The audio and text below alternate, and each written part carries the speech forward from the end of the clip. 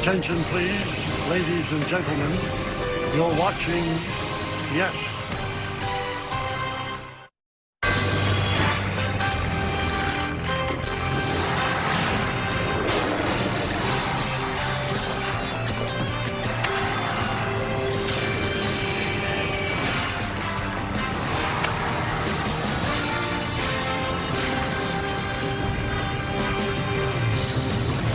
Early this morning, they started lining up outside Yankee Stadium. Obviously, they want to see the team with the best record in the American League, but there's more.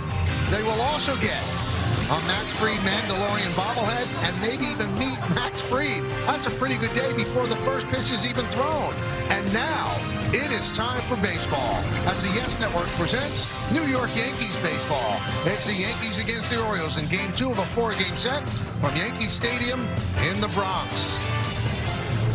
Hi, everybody, and welcome to Yankees Baseball. Along with David Cohn, I'm Michael Kay. Yankees opened the series yesterday with a victory. Right in the middle of it is their shortstop, and Jose Caballero is doing it both offensively and defensively. Well, he is. He's playing like a guy who wants to keep on playing. The kid with double eye black. That's a signature move, and so is this. Diving, wheeling, and dealing. Played great shortstop all year long, and oh yeah, first pitch hacking. Inside corner, keep it fair, yes, second deck. Jose Caballero doing it on both sides of the ball.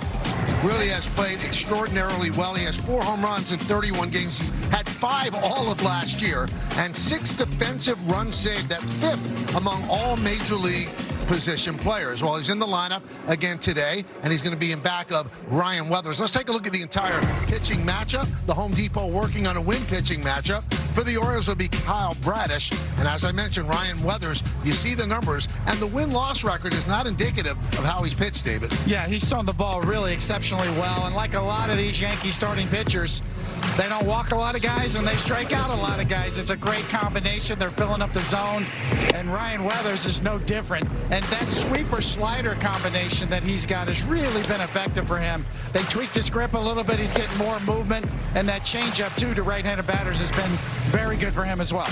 Last 2 starts extraordinarily well against Kansas City. 8 strikeouts, 1 walk. Against the Astros, he didn't get a decision, and he struck out 4, didn't walk a batter. Now in the lineup for the Yankees, hopefully Weathers will get some run support from a guy like Ben Rice, who has some of the best numbers in all of Major League Baseball. Aaron Boone talks with Meredith Marakovitz about Ben Rice next, right here on Yes.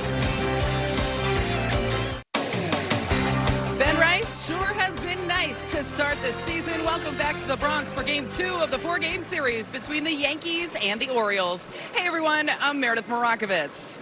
Ben Rice's 3-run shot in the second inning yesterday really opened the game up. It was his 11th home run of the season, 7th in his last 14 games. He has quickly become one of the best hitters in Major League Baseball, and earlier Aaron Boone spoke about his success at the plate. What do you want to be as a hitter? You want to, swing at good pitches, control the strike zone, hit the ball hard, check. He does all those things. I think he's intelligent, so he's, very disciplined and kind of formulating how he wants to approach a given pitcher, what he's looking for.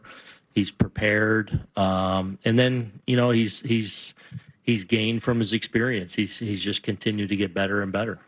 And Rice has certainly shown no signs of slowing down. He and Aaron Judge have combined for 23 home runs this season.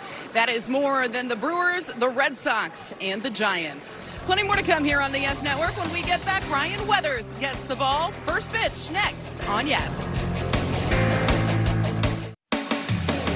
Yankees Baseball on Yes is brought to you in part by FanDuel. Bet the Kentucky Derby and your favorite sports all in the same place. By Tunnel to Towers. Donate $11 a month and amplify your impact with a car or land donation. Go to T2T.org. And by Hyundai, test drive a new Hyundai today only at your local Hyundai dealer. The Wire or The Sopranos? Tough call. That's a good one there. Call. Well, Ryan Weathers about to complete his warm-ups. We get a close-up view of his delivery to home plate. Now we'll get a close-up view of the Orioles starting lineup that he's going to face. Taylor Ward leads off. Gunnar Henderson at short bats second. Been striking out a lot this year. Adley Rushman will catch and hit third. Middle of the order, Alonzo, O'Neill, and Mayo. And the bottom third of the order, Jeremiah Jackson at second, Weston Wilson at third, and Blaze Alexander will bat ninth and play center field. And Ryan Weathers towing the slab and the boogie down here. This will be his 7th start on the year. It's been pretty good. Numbers across the board. 5 home runs, a little high, but strikeouts and walks are excellent. And our Nissan pitcher scouting report is a strike thrower with improving command. His swing and miss sweeper so far this year has been good. Look for the changeup and fastball counts today against righties. And let's do it here in the Bronx in the first pitch. He goes around, strike one, and we're underway. Lance Barrett, the home plate umpire. Alfonso Marquez at first. Mike Estabrook at second. Malachi Moore is over at third.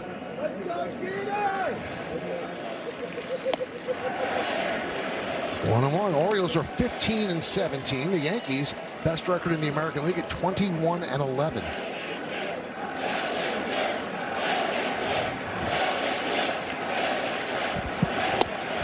Yankee starters have been unbelievable. A 2.70 ERA, that's the best in baseball. It's the lowest team ERA for the Yankees since they were 2.56 at this point in the season in 1972.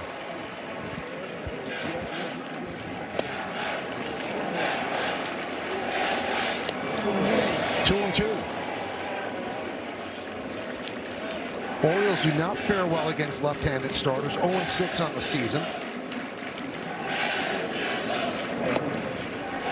3-2. 621 OPS against lefty starters. That's 22nd in baseball. Nice crowd on hand here. Max Fried bobblehead day. A little sunshine peeking out here.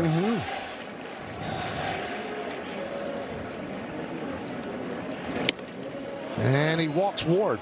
Ward with a .426 on base percentage. That just went up.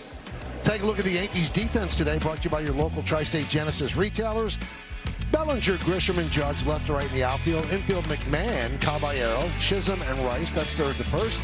Day game after night game, J.C. Escala gets the start in place of Austin Wells, and Jason Dominguez back in the lineup, and he will DH today. Here's Henderson. And a strike. Henderson with 9 home runs and 19 ribbies, but he's an on-base percentage of .275. And he's been striking out a lot. 0-2.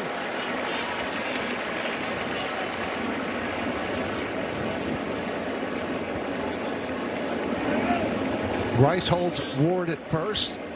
Yankees play Henderson to pull with Caballero shaded up the middle and McMahon almost playing it short.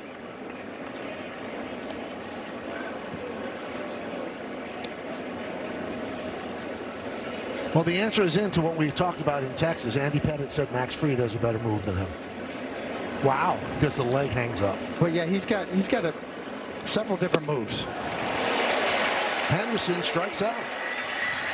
All right, the home plate umpire is Lance Barrett. We'll take a look at him. The scouting report brought to you by your local Kia dealers. He's considered pitcher friendly. And he's had 32 calls challenged, 19 overturned, and he calls more low strikes. His 17th big league season. There's the rest of the umpiring crew.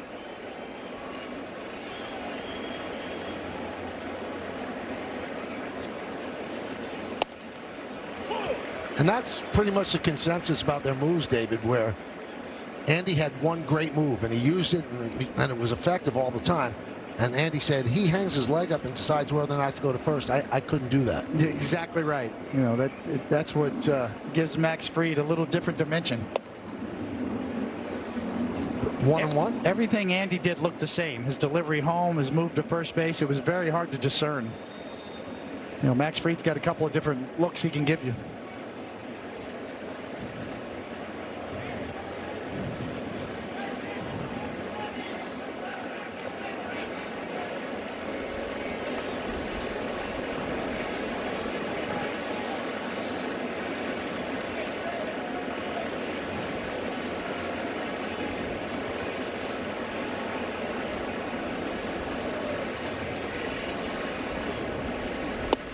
So Henderson struck out. on a sweeper.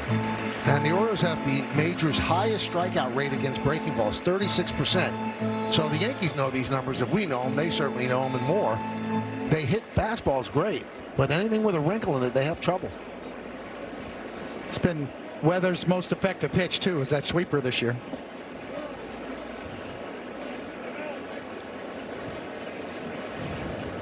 Take a look at Weather's arsenal on StatCast 3D by Google Cloud.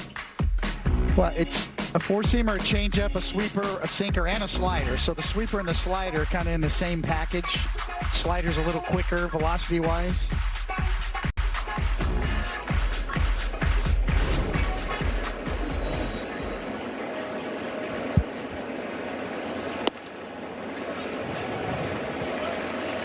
So the count full on Rushman.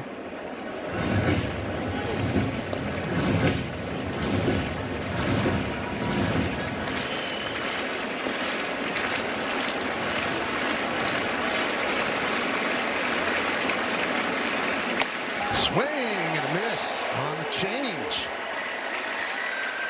2 down. A good early sign from Weathers. If he could locate this particular pitch against right-handed batters, that's a different level for him. We talked about the slider sweeper, and look at that grip. Perfectly located, down and away. Good early sign for Weathers and the Yankees. There's Pete Alonso, who likes hitting here at Yankee Stadium. He has 8 home runs in 20 career games here in the Bronx. Had one last night. The others came when he was a member of the Mets.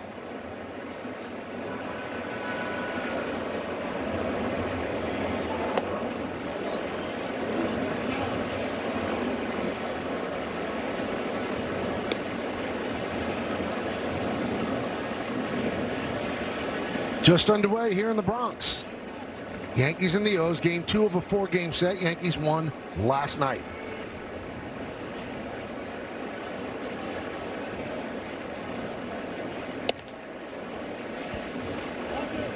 Fastball sitting at about 97 early. Check swing, confirmed by Marquez.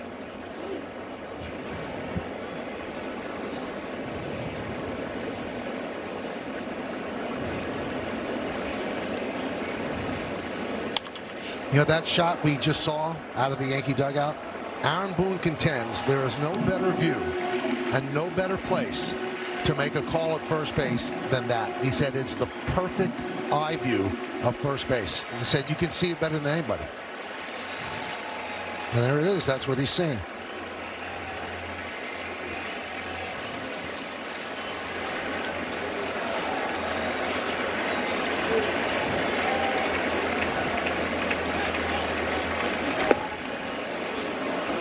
Three and 2 on Alonso.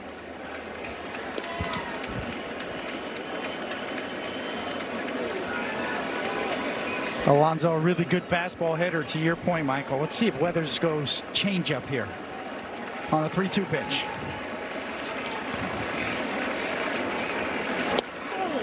Strike 3. Run with the fastball. He strikes out the side after the opening walk to Ward. Yankees coming to bat.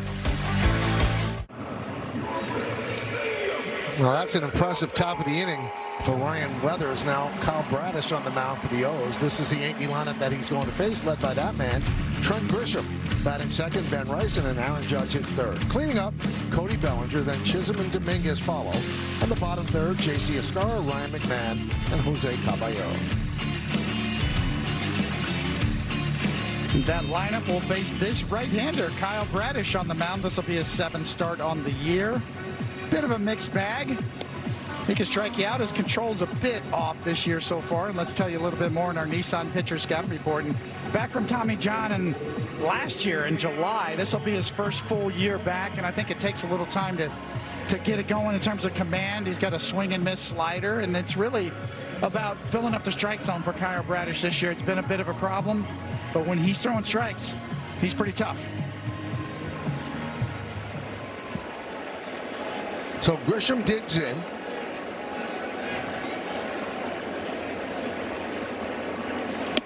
And Bradish deals a strike.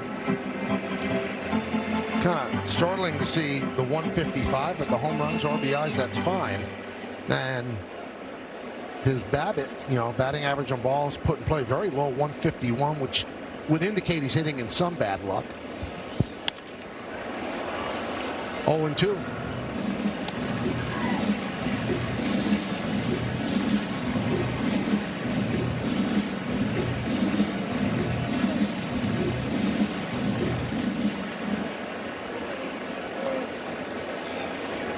Saw this stat, David, kind of jumped out at me. The Yankees' run differential in their 32 games is plus 52. So that's not startling. The rest of the American League combined, their run differential is minus 117.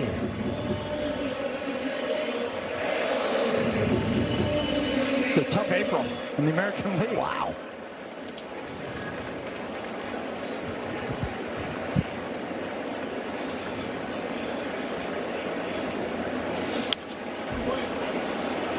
Right back to the screen. There's one number that I point at for the Yankees in terms of walks.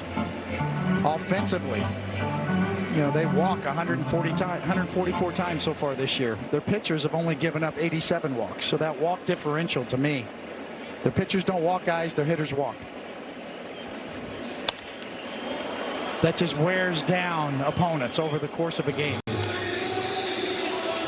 And that's why they score as many runs as they do. And get this, David, second in the American League with run differential is Texas, plus 9.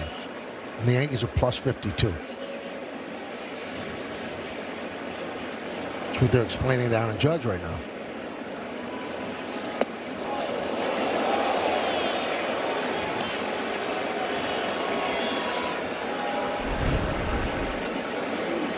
See that Bradish slider down and in. That's his signature pitch. Get your kneecap out of the way.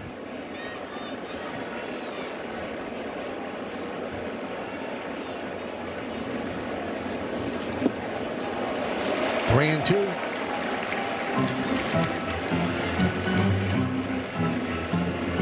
A lot of the Yankee offense obviously tied to home runs. They have 50 home runs. That leads the majors.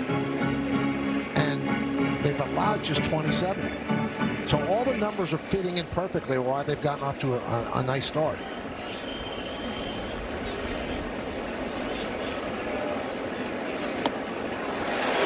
And Grisham, a well-earned walk there.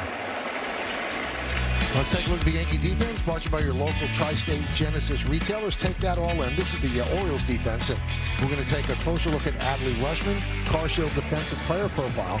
He's plus 3 in framing runs this season, and he's tied for second in majors with Patrick Bailey.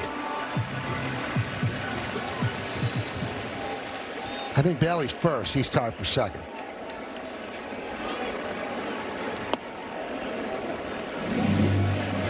And also, it's not that easy to run on Rutschman this year. He's caught 5 of 16, so that's 31.3%. The major league average is a bit over 22%.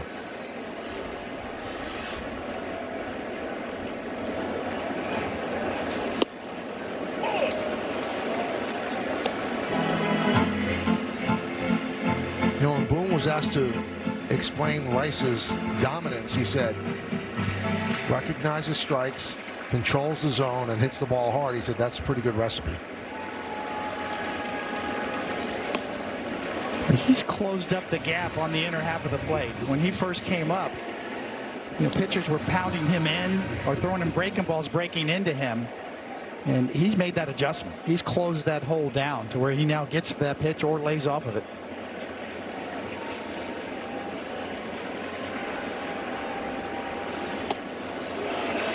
Three and one, so they're making Bradish work early.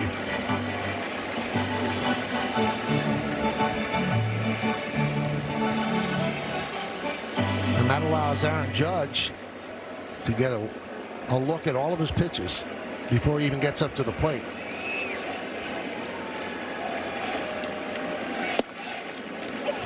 So both batters obviously have gone full. This is the home run last night that Ben Rice, it kind of changed the game. Well, it did, and I love Ben Rice batting before Aaron Judge because Ben Rice is getting pitched almost as carefully as Aaron Judge these days.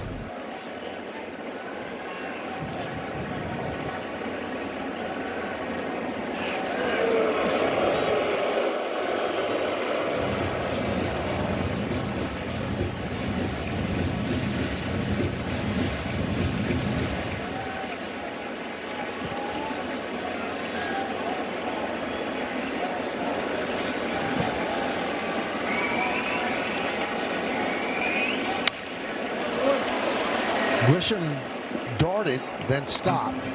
Don't know if he was bluffing or he didn't get a great jump.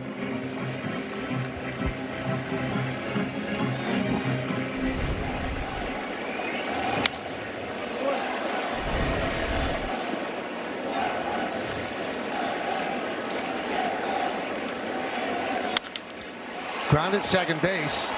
There's one. And there's two. Rice really running hard down the line, but couldn't beat it out. 4-6-3 double play. A good sinker from Bradish. Got Rice on the ground. 4-6-3.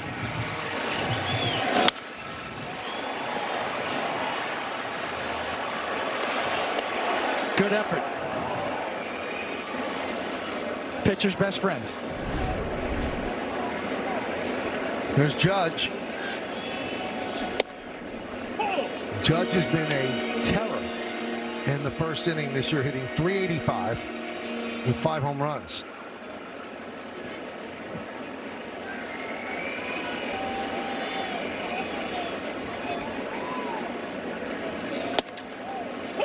Quickly 0-2.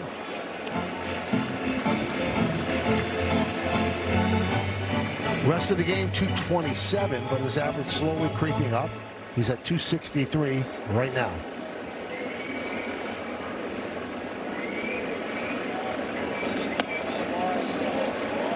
One and two.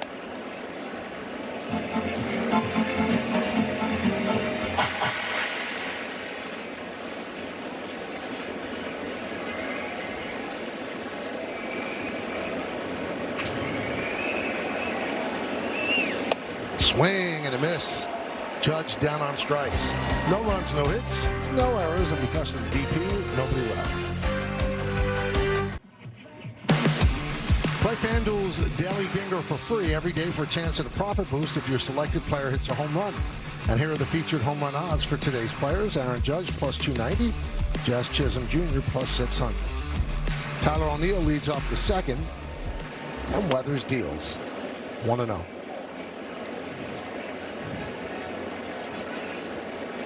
Tyler came back last Saturday, missed 14 games with a concussion. And unfortunately, that's been the story of his career. He had 3 more IL stints last year: neck inflammation, left shoulder impingement, right wrist inflammation.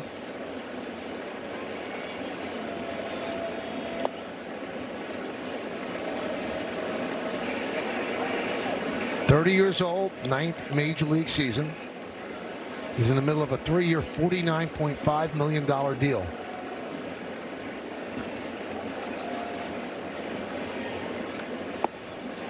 And before they signed Basayo's extension late last season, O'Neill was the only Oriole with a guaranteed contract for this season.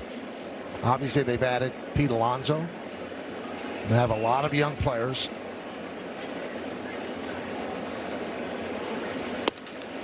And there's a walk to O'Neill.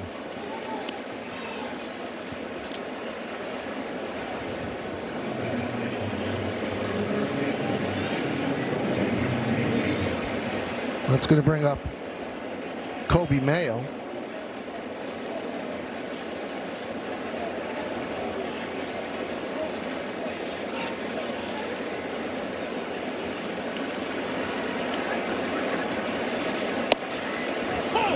Oh, strike.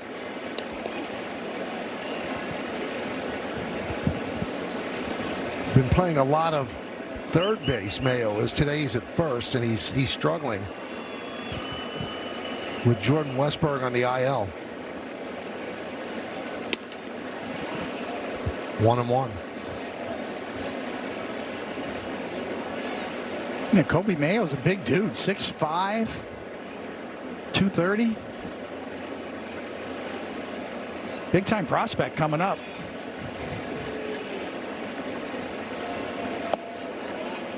Just 24 years old. Came into last season ranked 29th on Baseball America's top 100 prospects list.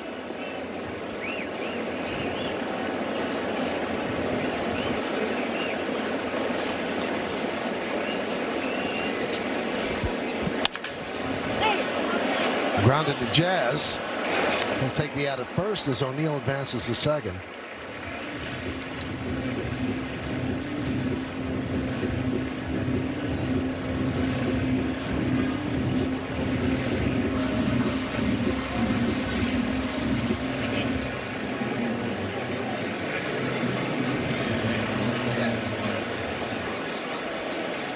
Here's Jeremiah Jackson.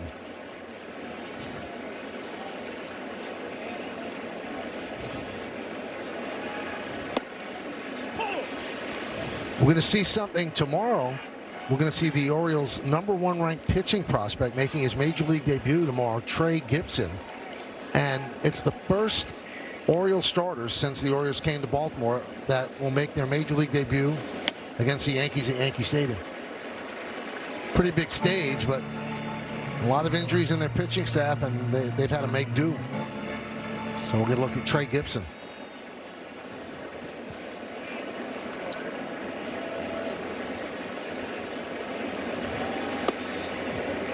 Pretty good tester, right? Yeah. Debut. Get you a flight to New York, get a cab from LaGuardia, get to the team hotel, come on out here and pitch your first major league game.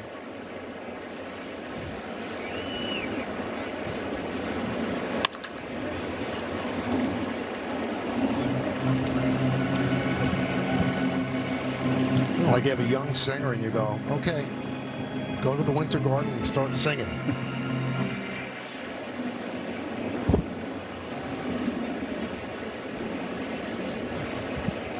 1-2.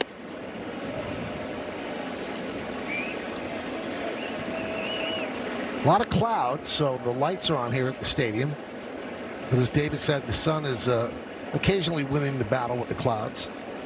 There's some blue skies ahead.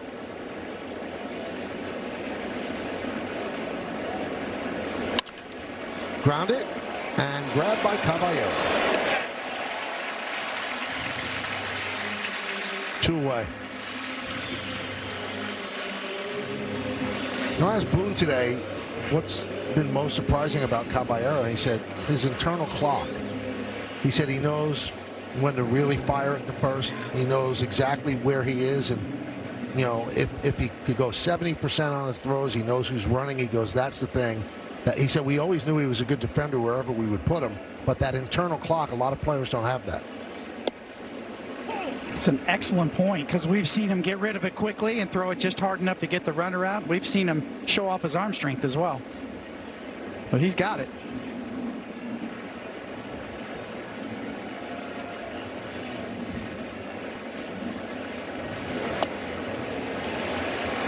There's that good change again. 0-2 on Weston Wilson.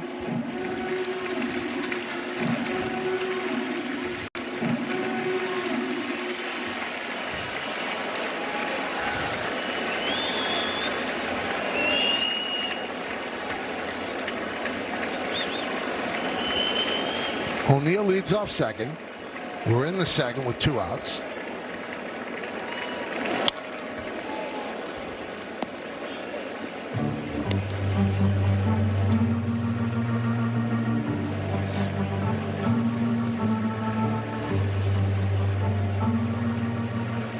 Pitch number 40 from Weathers.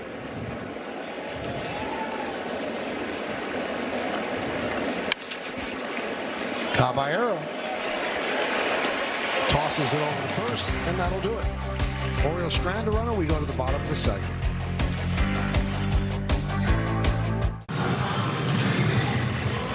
Welcome back to Yankee Stadium, where Ryan Weathers is through 2 scoreless. Michael, you already noted how fantastic this Yankees rotation has been to start the season. Their 2.73 ERA is the lowest in all of baseball right now. I spoke with Max Fried for the pregame show, and he said collectively, as a unit, they have so much pride in trying to go deep into games, but additionally, they have so much confidence in this Yankees offense that they feel if they just keep it close, that they're going to find a way to burst out offensively and get the job done. Additionally, I asked him about Ryan Weathers, and he said not only has he been incredibly impressed with his changeup and the weapon that has become, but also the fact that he's finding a way to go deep into games. He's worked into the 8th inning twice already this year. He saw that as a big step for Weathers and the rotation in general. The Yankees now just hoping that they can keep it rolling.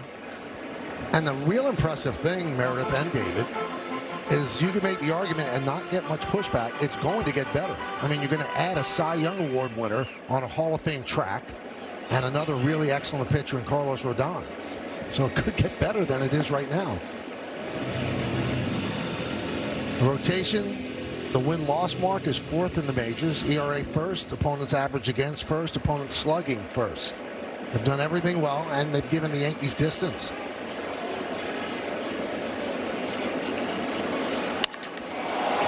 Swings and drives one to right field. O'Neill back on the track at the wall. See ya!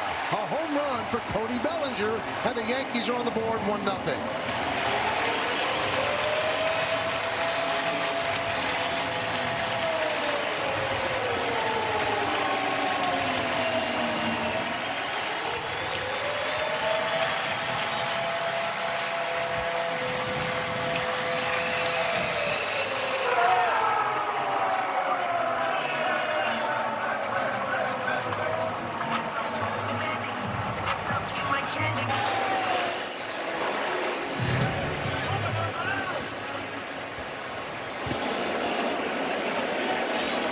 Here's Jazz Chisholm Jr.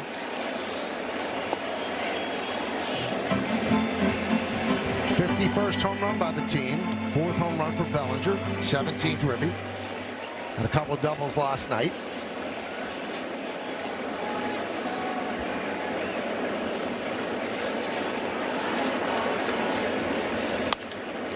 Grounded, first base. And there's one down. Looks like a hanging slider to me. Up and out over the plate, and those are beautiful things to launch. You want pull fly balls? Those hanging sliders go a long way. I threw a lot of them. Bellinger sees it. Look at the point of contact. That is the key. Out in front of home plate, that's what the slider allows the batter to do. When it's up in the zone, you don't get those back very often. It was Jason Dominguez. Jammed him. Ground ball, second base, 2 down.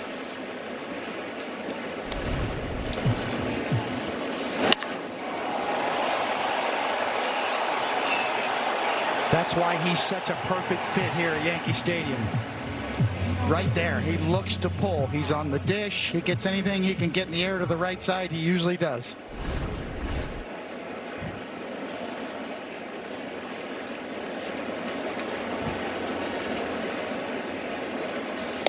You know, the courtship, free agent courtship, took longer than I'm sure either side wanted.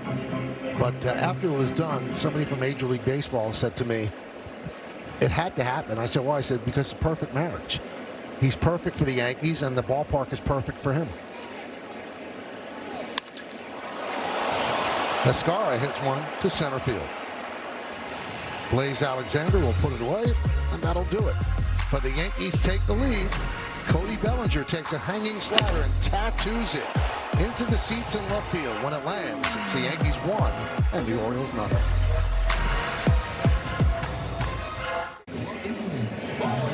Well, let's all play ball. Don't miss Play Ball Weekend coming up on June 5th through the 7th, encouraging youth everywhere to get out and play.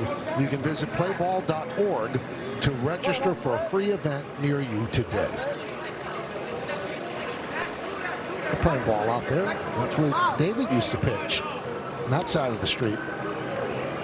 Yeah, I think home plate was right about where shortstop is in the old stadium.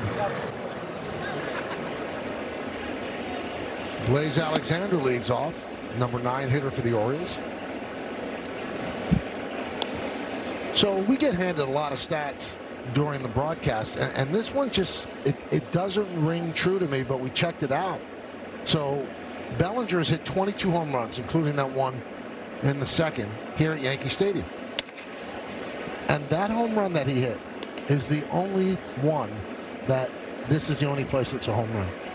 Didn't that seem deep that it would go out in other places? It wasn't a short porch job. Yeah, it wasn't pulled all the way. Usually you think, from the W.B. Mason sign over. You think about, porch jobs.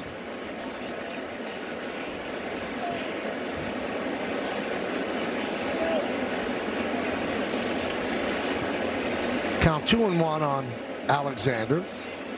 And Blaze is actually his given name, not a nickname.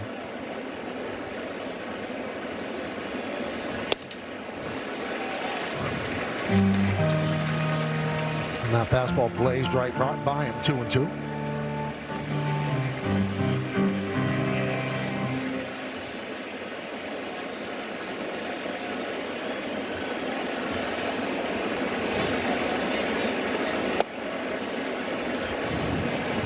Well, Weathers has walked the leadoff batter in each of the first 2 innings, and that's going to be challenged by Escar.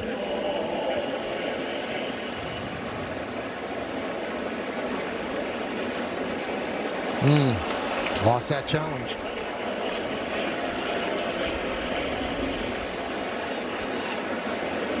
So Lance Barrett's call is confirmed.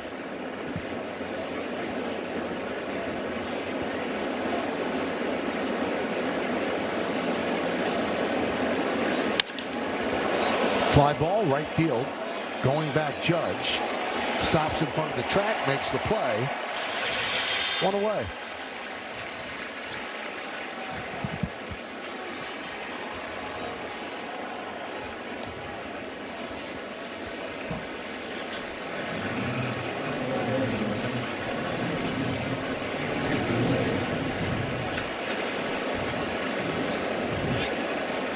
Back to the top of the order, and Taylor Ward.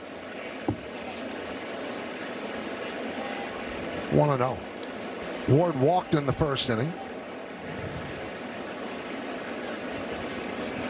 Gotten off to a really good start.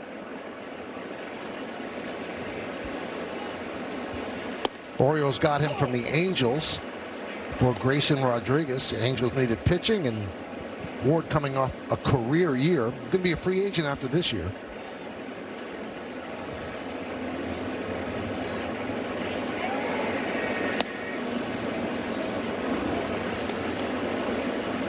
I was looking at Weathers wearing number 40, right? And usually with Yankees, no names on the back, and you associate certain players historically with that number. And who do you think of for number 40? It's not going to be the guy you think of. I think of Andy Hawkins. Andy Hawkins is one. Who do you think? Luis Severino wore 40. Yep. Nobody's really owned it. Certain numbers you go around, you think, okay, that's so and so.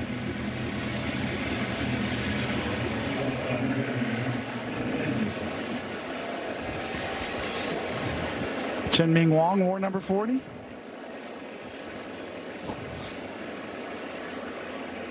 Here's Henderson. And a strike.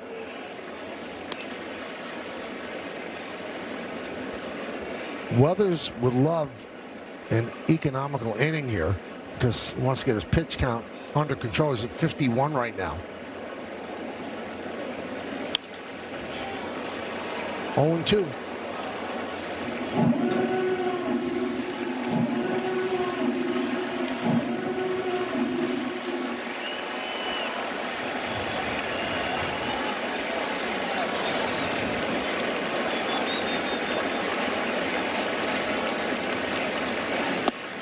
Did he go? Yes, he did.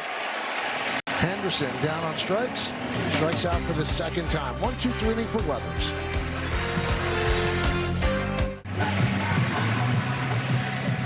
Yankees baseball on Yes is brought to you in part by Citizens. Make sense of your money with Citizens. By your local tri-state Genesis retailers. Learn more at genesis.com. And by the New York Lottery. This could be your lucky play. Two pretty good switch hitters there. Singing. When you think about it, Bobby Grich and Willie Randolph both could make strong cases for the Hall of Fame. Two second basemen that deserve a second look. Bobby Grich was really good. So was Willie Randolph. Ryan McMahon will start off the third.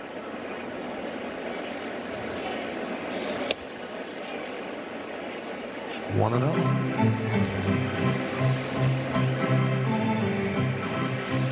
You want to go down a rabbit hole? Go down those 2 career rabbit holes on baseballreference.com and look at those numbers. And throw in Lou Whitaker, too.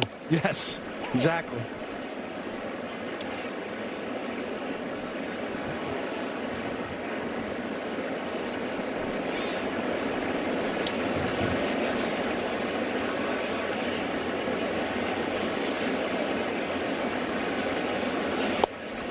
You know what I would love the Hall of Fame to do? There are a lot of people that didn't get the proper look when they were voted on. I think I'm looking at one of them. That's you, too.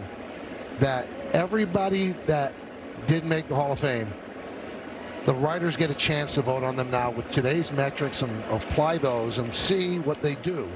Just give them 1 second chance under the new, eyesight, so to speak, of the way ball players and their value happen to be looked at. I think you might have a lot of people elected to the Hall of Fame who are right now sitting out.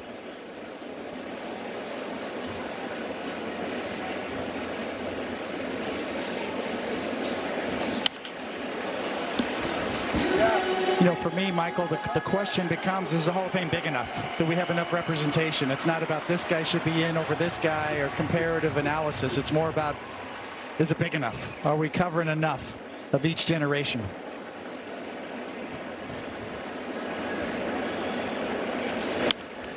And there are those that really support a small hall, and the others feel that there should be more.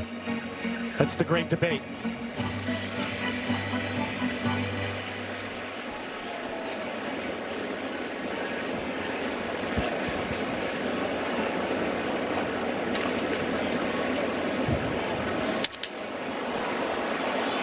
Popped up. Henderson retires McMahon. Sounded like a broken bat. 1 down here in the bottom of the third.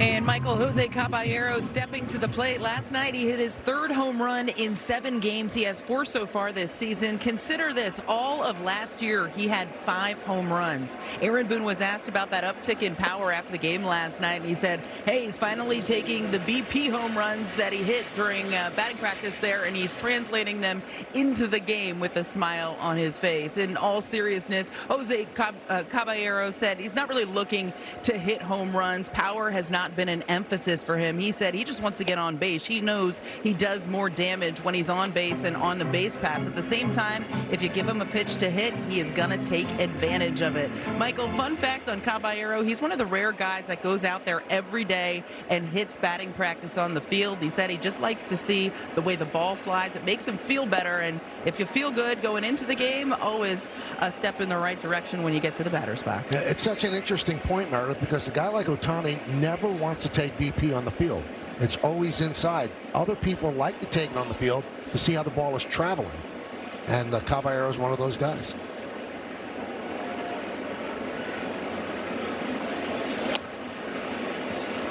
Three and one on Jose Caballero. First 12 games of the year, Caballero struggled, hitting 150. Last 19 games, he's at 333.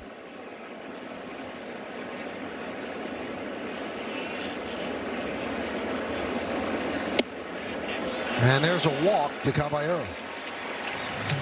He has 12 stolen bases.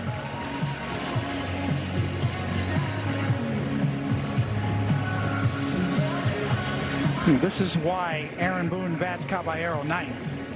They want him on base as the lineup turns over. It's almost like a second leadoff hitter.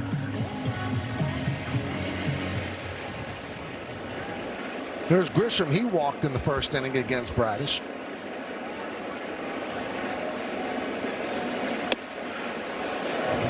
Looked like Bradish slipped a little bit on the land. Grisham sees a lot of pitches, so he's going to give Caballero, generally speaking, a chance to run.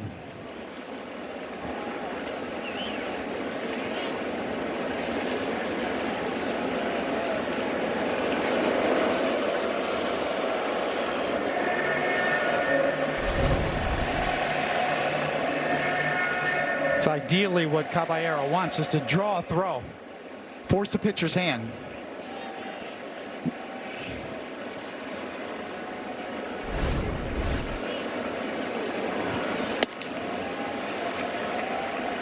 Caballero very active at first during the lead and takes a very big lead.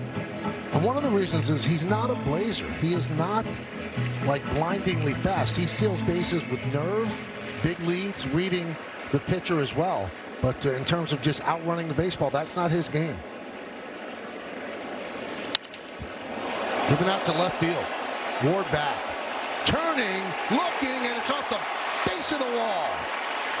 Caballero had a hold up, so he'll end up at third. It's a double for Grisham, who hit it over the head of Ward.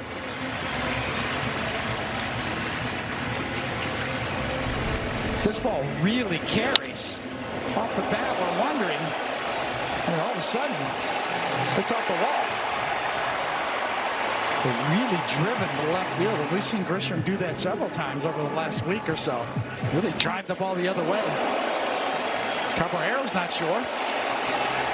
He's got plenty of time to get around and get to third. Orioles bring the infield in for Rice. One out.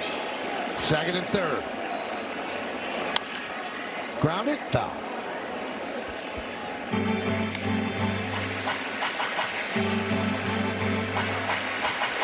Rice hit into a double play in the first inning, 4-6-3.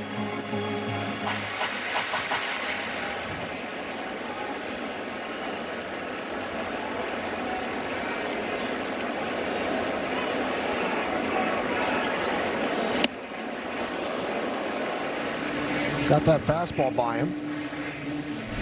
It's one of the best ones that Bradish has thrown today, up to 97 miles an hour up top.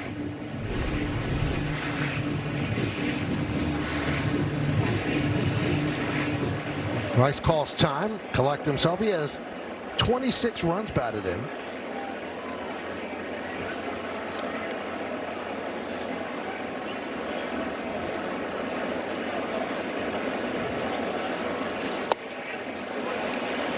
One and two. A really good take right there. That was an outstanding slider, 90 miles an hour. That shows you what Ben Rice does so well, to lay off pitches like that.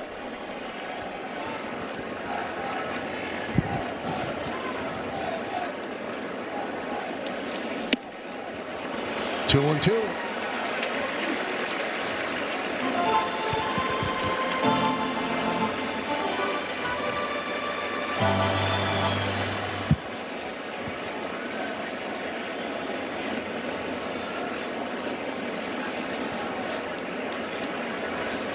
Swing and a miss, got him on a curve in the dirt. 2 away. Well, this is what Bradish can do. A couple of different kinds of breaking balls. Take a little bit off of one there. More of the curveball. Speed got him. Infield backs up with 2 outs. Here's Judge. He struck out in the first against Bradish. Off the glove of Rushman. Here comes Caballero. Here's the throw. Set. Moving to third is Grisham, and the Yankees lead 2-0. Let's see if Caballero's okay.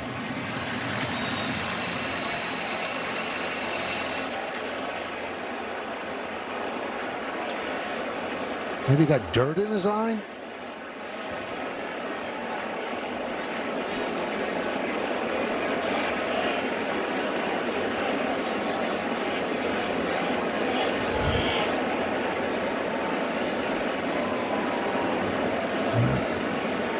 Manipulating the side of his face. We'll see if he comes back out to play defense in the fourth, but he scores the Yankees' second run.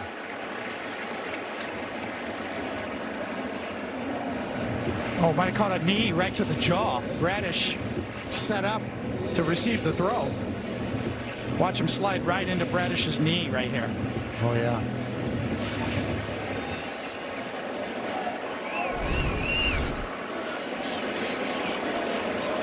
Now Barrett wants to talk with Alfonso Marquez.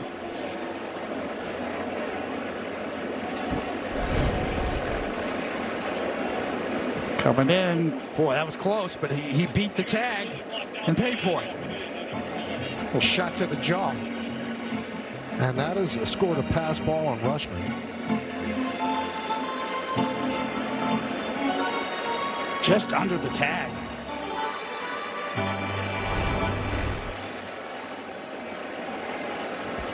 Grisham's at third.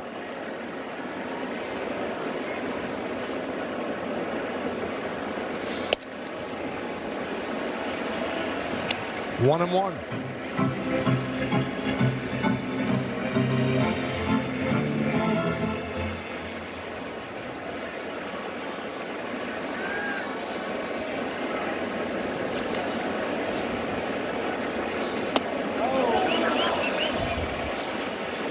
Checks the swing.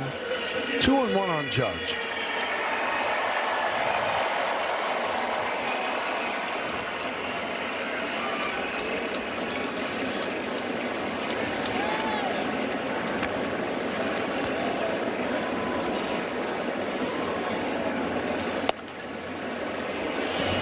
Three and one on the Yankee captain.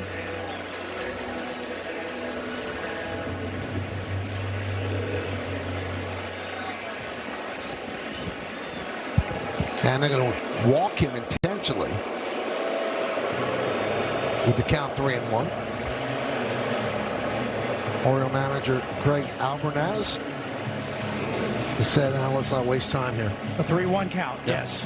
Did not want Judge to get a fastball.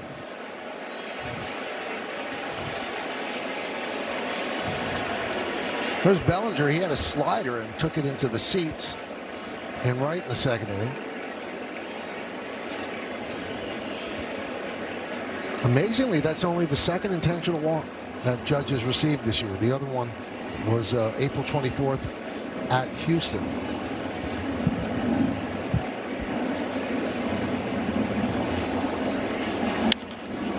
Fouled away.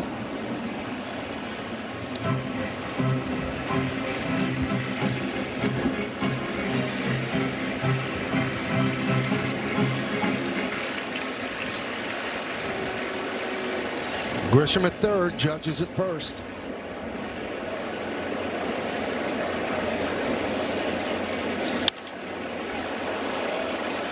Foul the other way, in the seats.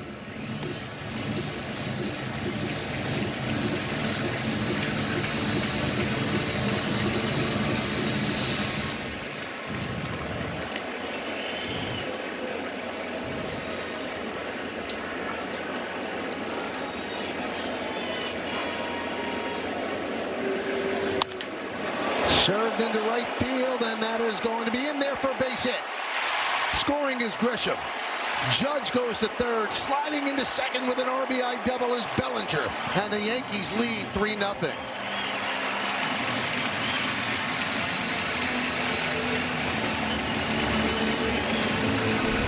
Well, a lot of things go right here for Bellinger.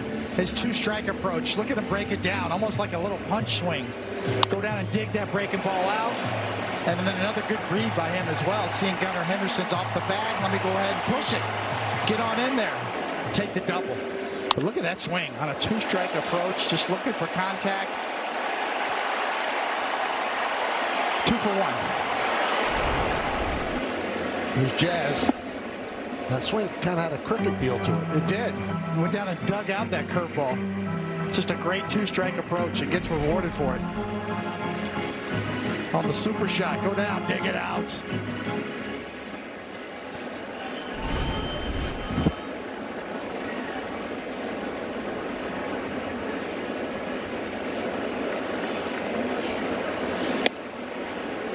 Obviously, at this level, if you make it this far, you've got a level of athleticism that normal people could just dream about. But Bellinger's a high-level athlete.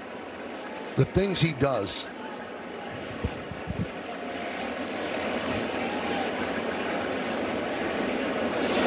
That's one of the reasons there, what we just saw with Bellinger, that his exit velocity isn't off the charts because of that two-strike approach. He's hard to strike out.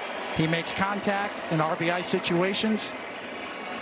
That was 89 miles an hour exit velocity off the bat. First base open, 3-0 count on Chisholm.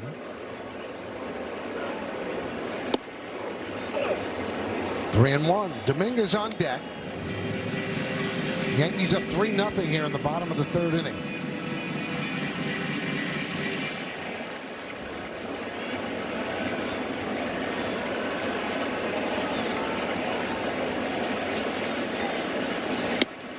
And there's ball 4 to load the bases.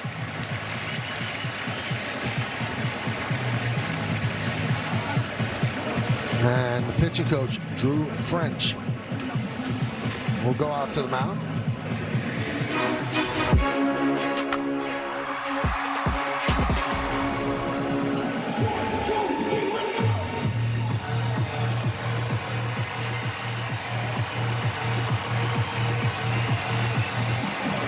So the Yankees thrilled that Dominguez is able to play.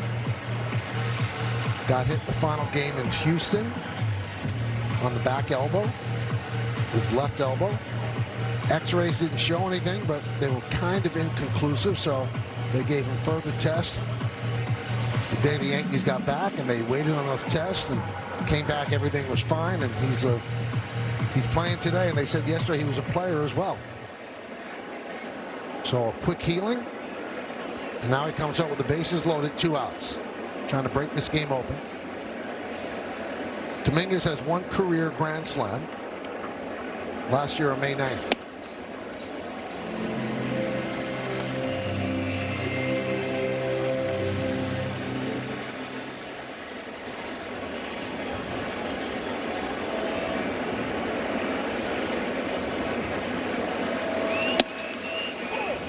One on Dominguez.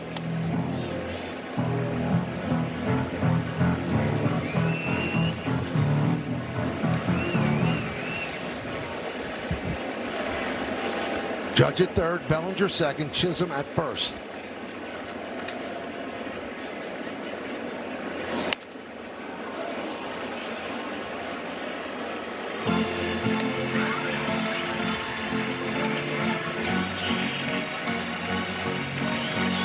Keegan Aiken is up for the O's.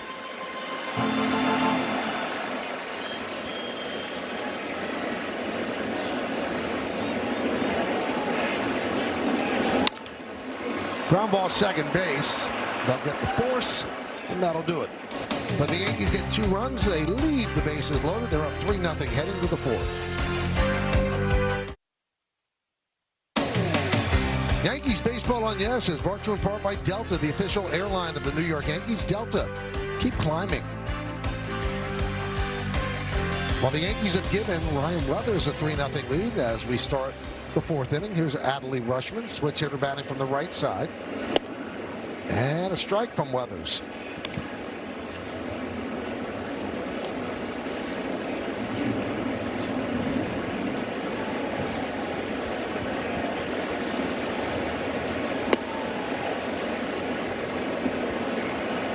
Weathers came into the game with a 3.21 ERA.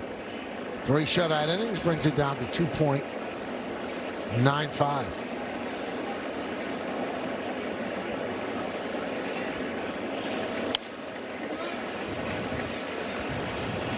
Orioles held to just 3 hits last night, and that was a season low for them. Yankees have 3 runs on 3 hits this afternoon. Orioles zeros across.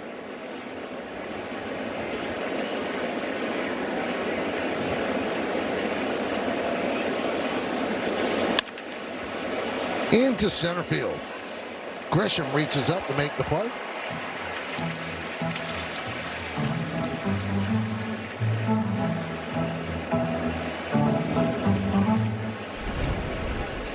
This ball kind of took off on him. See him come in and said, hey, wait a minute.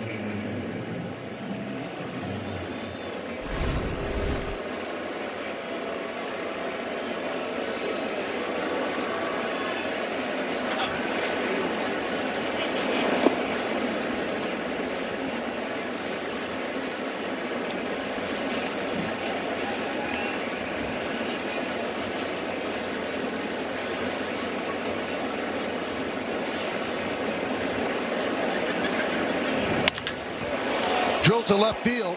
Bellinger turns and looks. See ya. Home run off the bat of Alonso. And it's 3-1 Yanks.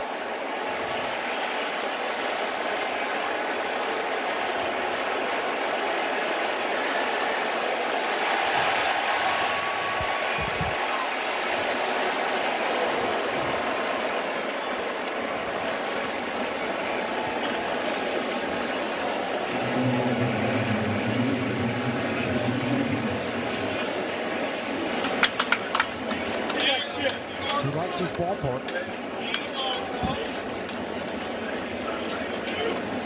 Second home run of the series, 6th of the year, and the first hit for the Orioles. It's a strong dude right there, the polar bear.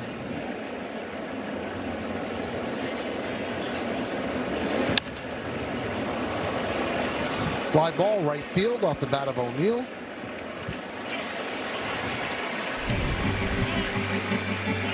Out of the hand.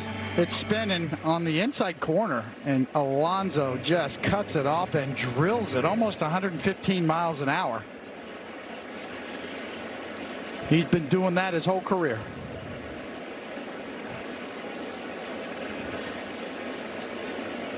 Crushed. Yeah, every time he's come up in this 2-game set, he's been booed loudly. Well, the Orioles' first trip to Citi Field, the only trip to Citi Field, is September 14th, 15th, and 16th. I wonder how he'll be greeted by Met fans who really did love him. I would assume standing ovation. And a lot of it will depend if the Mets continue to struggle. I agree. He deserves it. Franchise leader in home runs.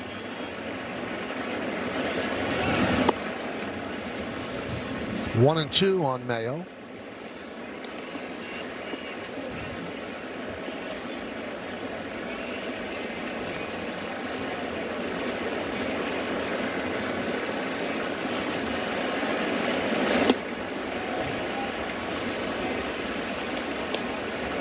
Mets didn't want to give Alonso a longer-term contract. They would think maybe 3. Once the Orioles went to 5, Alonso didn't go back and ask them to match because he knew that that wasn't in the card for him.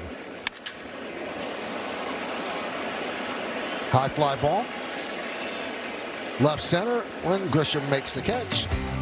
That'll do it. Alonso's home run puts the Orioles on the board. It's 3-1 Yanks. Come out to Yankee Stadium Thursday, May 21st when the Yankees take on the Blue Jays in a postseason rematch. It's cap night. First 18,000 guests 21 and older. See the Yankees cap courtesy of Budweiser. Tickets are going fast, so get yours today at Yankees.com. J.C. Escar leads off the bottom of the 4th. And Bradish misses outside 1-0.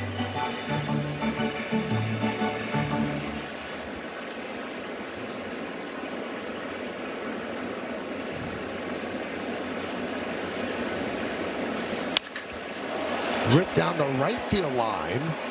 Foul ball. So Bellinger with a home run and Alonso with a home run. And on this date in 1876, the first home run in Major League history was ever hit. Ross Barnes of the Chicago White Stockings. Not the White Sox, because the White Stockings actually became the Cubs. Hit it off of Cherokee Fisher of the Reds. Down the left field line, over the left field fence in the 5th inning. First home run. And now it's become a home run game.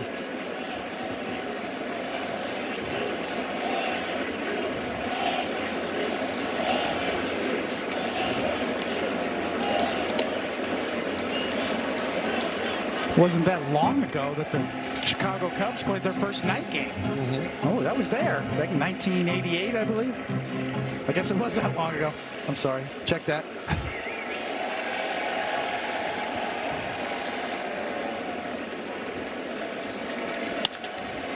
Hit sharply and caught by Jackson to retire Escar. It does show you the scope of the home run, because back, we talked about the first home run ever hit in the major leagues, but Home Run Baker hit, what, 12? And his nickname was Home Run Baker. So it's taken hold because, hey, one swing you get 3 runs rather than stringing together six singles.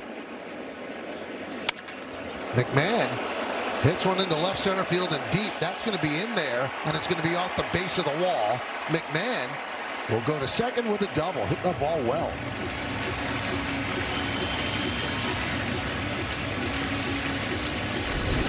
Well, McMahon's got some pop. And that is drilled over 105 miles an hour and absolutely hammered. Off the wall the other way.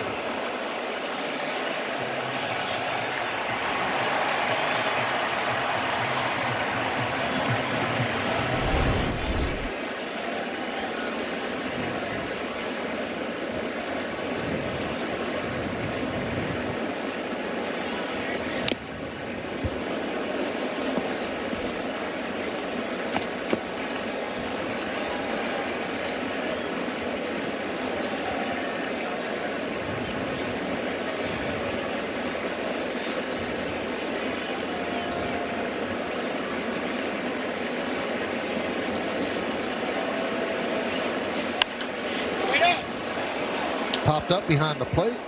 Rushman gives it a look. Now, just to update you, after Alonso's home run, there have been 6 home runs in the majors so far today. All time, 339,012 home runs. And it all started with Ross Barnes. I contributed to that total. Did you? Well, giving them up, not swinging, yeah, not a hit. well over 250.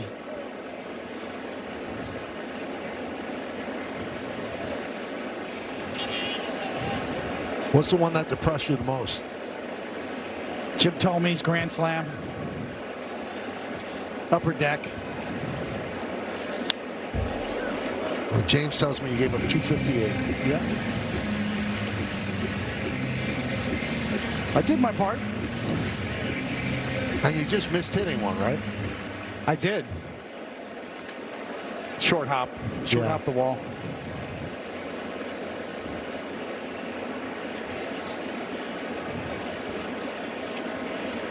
So Bartolo Colon has one more than you. He does. He's got me.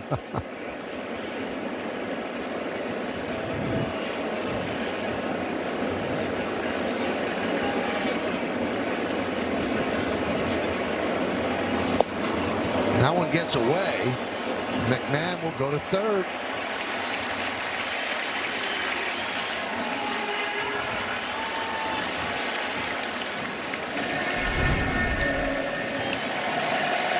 No, breaking ball in the dirt, and Rushman tries to backhand it, and at that point, there's no chance. So now, McMahon at third with 1 out.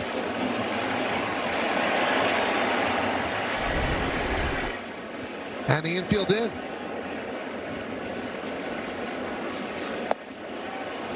And Caballero down on strikes.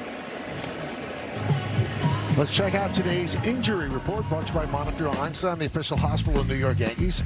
Anthony Volpe will remain in Somerset through tomorrow. That's when his 20-day rehab assignment will end. And in 11 rehab games, 270, a home run and 4 runs batted in.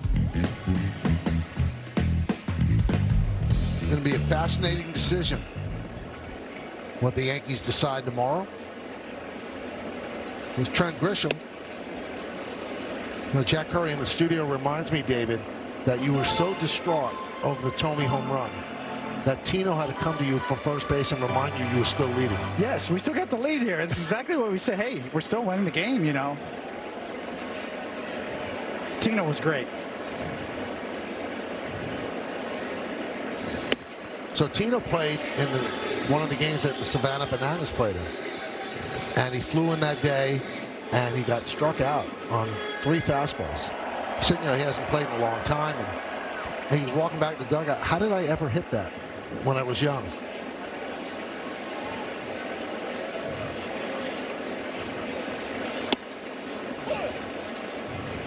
Oh, here it is. Don't look away, David. Yeah, we're leading 6-1. It's game 6. We're trying to close it out. Hanging slider. That made a really loud sound. takes Cole into the upper deck. Yep. Stunned. I give you credit. You watched it. You didn't ask for another ball. You really admired it. What are you thinking right there? It's you're trying to process it. It's like you got punched in the jaw. You're stunned.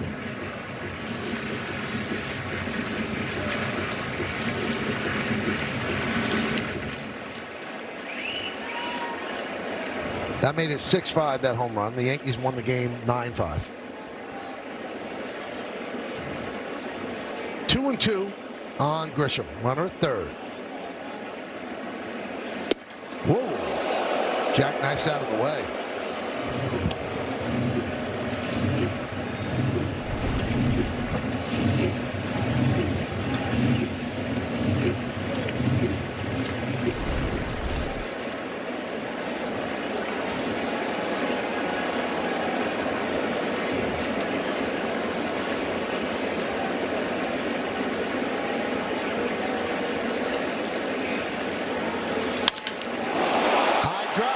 Right center, O'Neill back, track, wall, see ya! A two-run home run for Grisham. And the Yankees lead 5-1.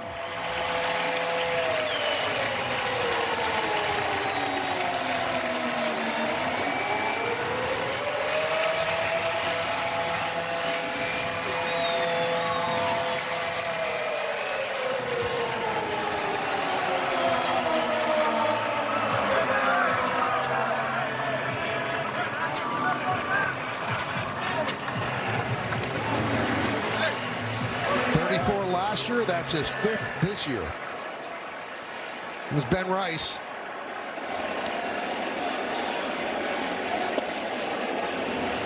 One and 0. Just another good job of working the count. Gets to 3-2, buys a fastball, and loses it.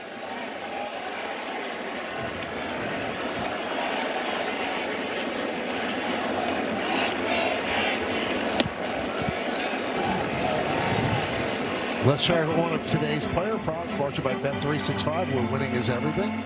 Rice hitting a home run is plus 350. He's 0 for 2 so far today. Hit into a double play and struck out. And the 2-0. 3-0. Another look, fastball right there. 3-2. Work the count. Launch. Takes the 3-0 pitch, 3-1. I mean, that is right down Broadway, Michael. Or wait, I got to go start calling you K, like scooter style, right? Hey, K. White, K. You got it, Cone. Okay. K, that was right down Broadway. It was, Coney. Line drive, base hit off the bat of Rice.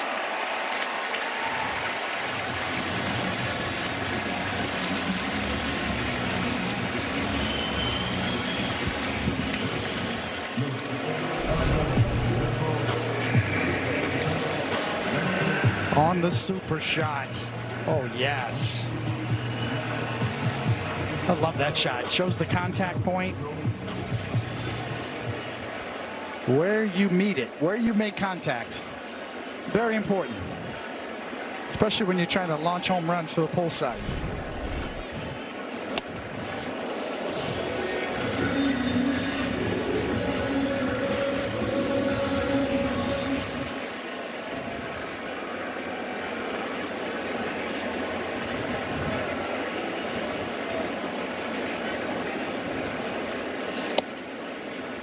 One and one on Judge. Judge struck out, intentionally walked. You mentioned it was only his second intentional walk. He had 20 in 2024. He had 36 last year. In fact, he had 2 intentional walks in that 4-game series against Toronto last October. Maybe with Rice being that hot and being on in front of him all the time, it's harder to intentionally walk him. Because when he had Soto in front of him, he had 20, and last year he had 36.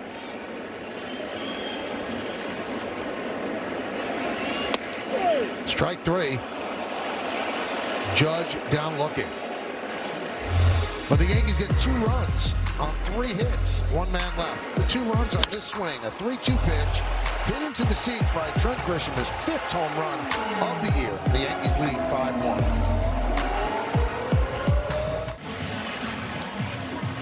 5-1. Well, Trent Grisham's home run has given the Yankees a 5-1 lead on the Audi scoreboard as we go to the 5th inning here at the stadium. Here's Jeremiah Jackson. And he grounds one to Caballero. 1 pitch, 1 out. Pitchers love that.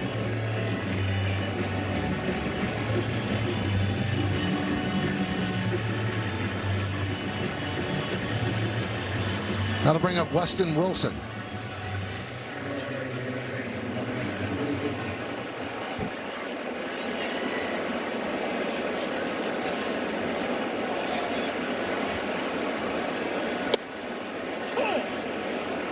Oh, 0-1. Orioles have lost 6 straight games here at Yankee Stadium. Yankees trying to make it 7. 1-1. Lights still on at the stadium, but much sunnier than it was a couple of innings ago. A lot more blue sky. 1-2.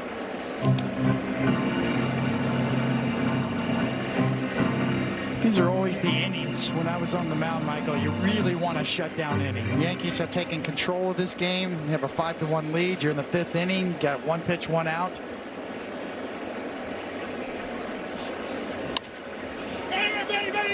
Popped up. Ben Rice battling the sun and reaches and makes the play.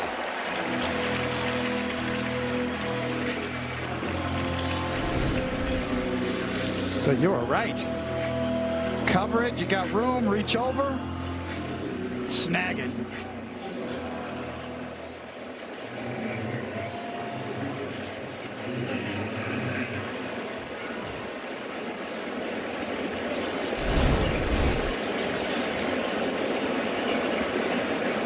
Here's Blaze Alexander.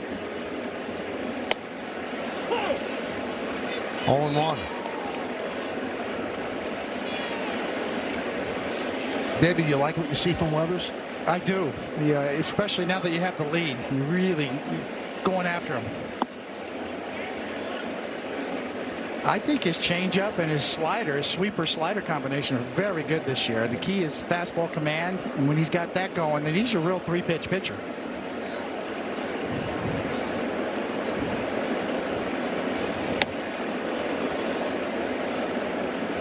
It's not like he needs to learn a pitch or figure out a different way to go about it. It's all there. It's just down to execution now.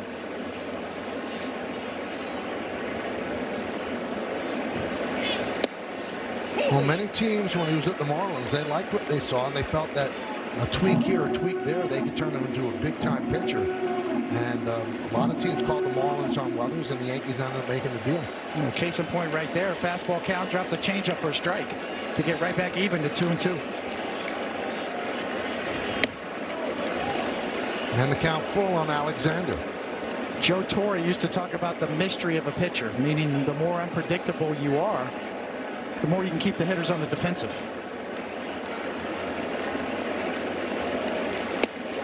Strike 3. And Alexander says he wants to challenge. The pitch is called a strike. The batter is challenging. The high changeup right at the top of the zone. The call is confirmed. Baltimore has 1 challenge remaining. Well, Orioles go down in order. We're halfway through. 5-1 Yankees.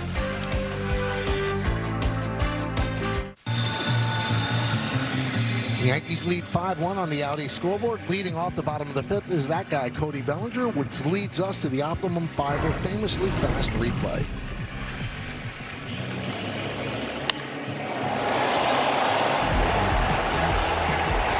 That's a home run only in this park.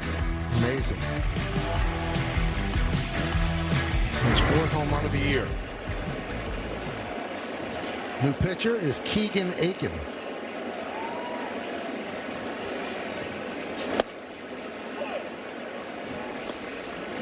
Well, a little bit later today is the Kentucky Derby, the Run for the Roses. And that one is driven deep to right. See ya. He laps the field. A second home run for Bellinger, and the Yankees lead 6-1.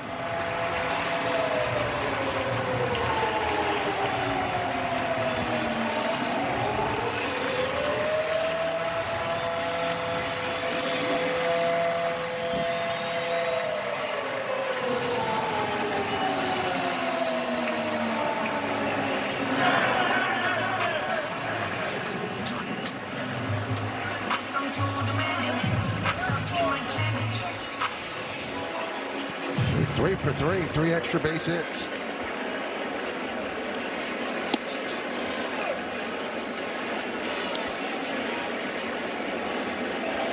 So he does his run for the Roses around the bases. And Meredith, you have a little Kentucky Derby information. Well, Michael, there's a little bit of a Yankees connection this year. The favorite to win the race is a horse called Renegade, the 4-1 favorite. He will be ridden by Arad Ortiz Jr. Arad's brother, Jose, is also in the race. He's a year younger. He'll be riding Golden Tempo. They are so proud of their Puerto Rican heritage, and they are actually the cousin of Elmer Rodriguez, who made his major league debut the other day in Texas. So pretty cool connection there, Michael. I'm sure Elmer will be dialed into that one to see how his cousins do. Amazing stuff.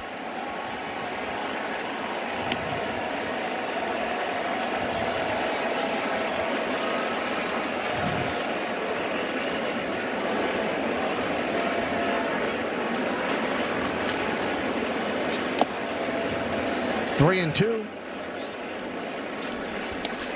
That's on my bucket list, David, going to the Kentucky Derby. But it's always during baseball season. You got the outfit on today, though. I do. A little Kentucky Derby feel. Fly ball center field. Alexander will put it away.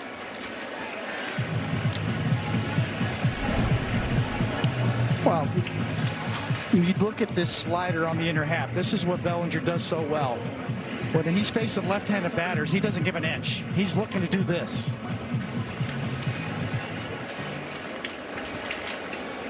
Once again, look how far out in front of home plate he catches that pitch.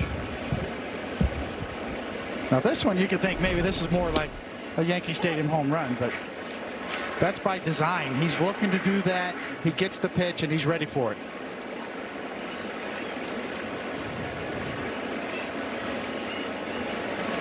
He came into last night's game in an 8-game slump. He was not swinging the bat that well on the road trip, but he has busted out last night and today.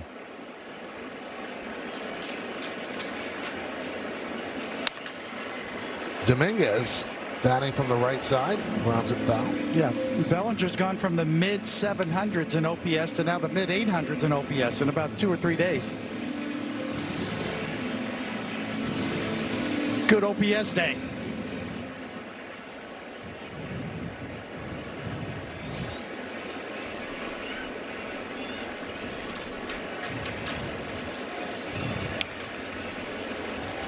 Still 1-2.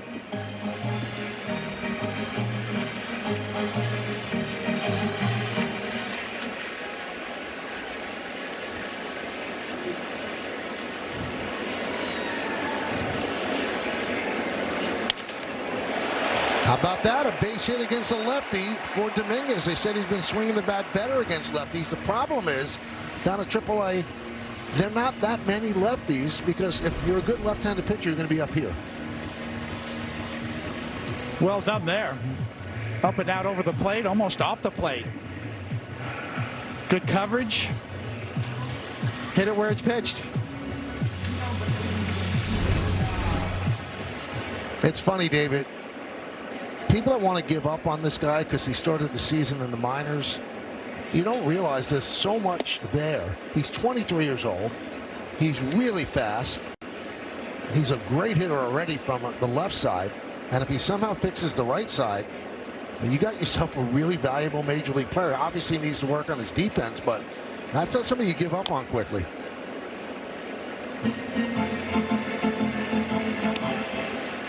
And the Yankees love his attitude. He did not pout when he was sent down. He just went to work.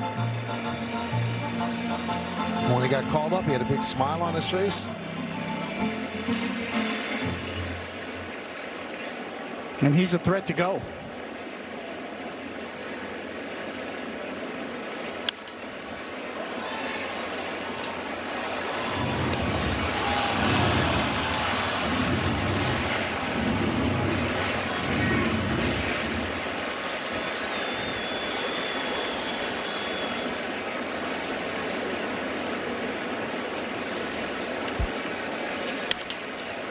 Ground ball.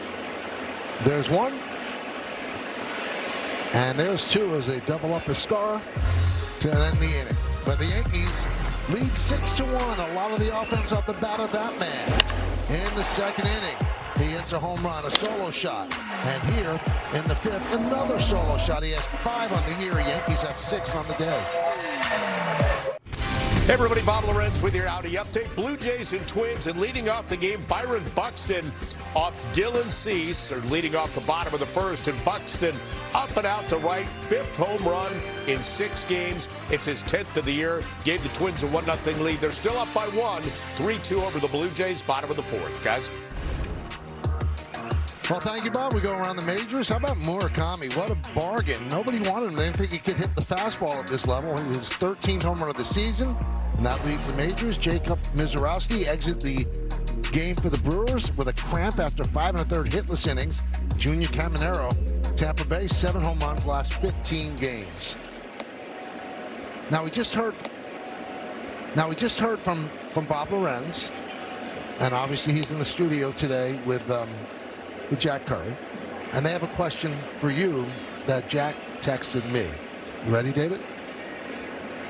What do you think of Weathers' gather in his motion? They looked at some old Marlins video, and looks like he was never as deliberate as he is now. It's clearly working. Do you see that too? Right there is what they're talking about in the middle of his delivery. Only from the windup, obviously. It's almost like he stops and sets himself to get to the set position to make sure that he's under control. So usually the windmill over the top rotation keeps the movement going, but you see he stops right there and gathers. So I like it. It's sort of it gives him a line of sight. You're right. Okay, you start here. Now let me stop and gather and pick up the target. Now I'm ready to go again. It's almost like he's in the set position now.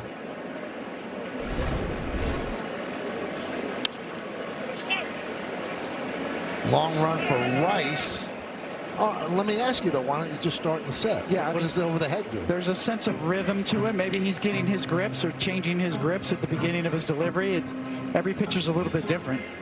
You know, ironically, I heard Merida talk about Garrett Cole going over his head this year as well. And there's just a sense of rhythm and tempo for each pitcher. It's a matter of preference. And that's a base hit off the bat of Ward. Bellinger cuts over. And he fires into second. So, inning opening single by Taylor Ward. Had him out in front, but give Ward credit. Good play coverage. Stayed through this pitch. You can see the slider coming out. Little gyro spin right to the middle of the plate. Ward's out in front, but covered it.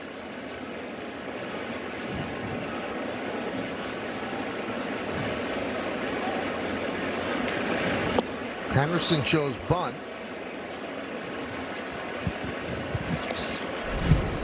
It's what you call gyro spin.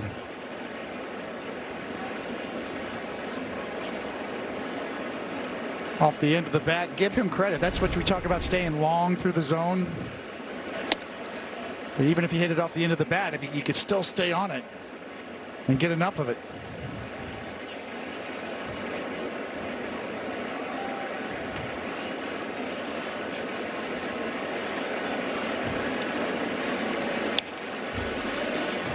Two and one. Gunnar has struck out twice against Weathers. Jake Bird finished the game yesterday, warming again today.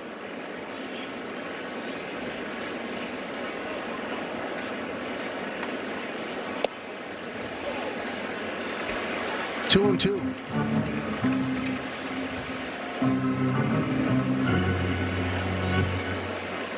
See if he goes to that sweeper here, 2-2. As he's shaking off.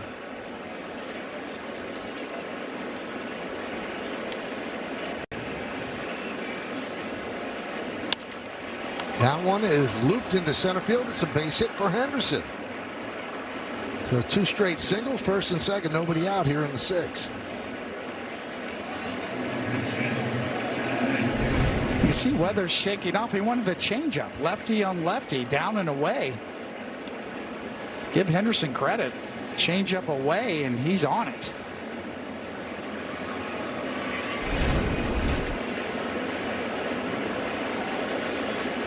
So Matt Blake out to talk with Weathers and also to give Bird some more time.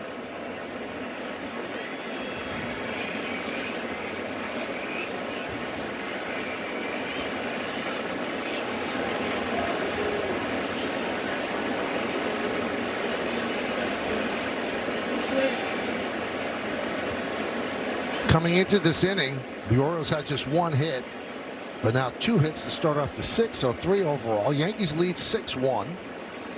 Adley Rutschman 0 for 2 today. A strikeout and a fly ball to center field.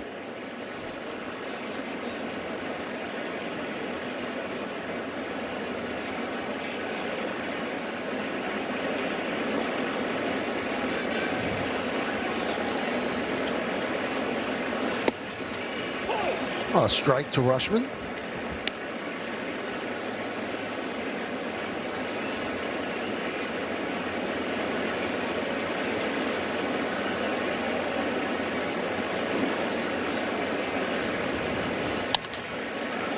Grounded to Rice. And he throws the ball to Caballero, who was late covering, and everybody's safe. Rice double clutch, so now the base is loaded, nobody out.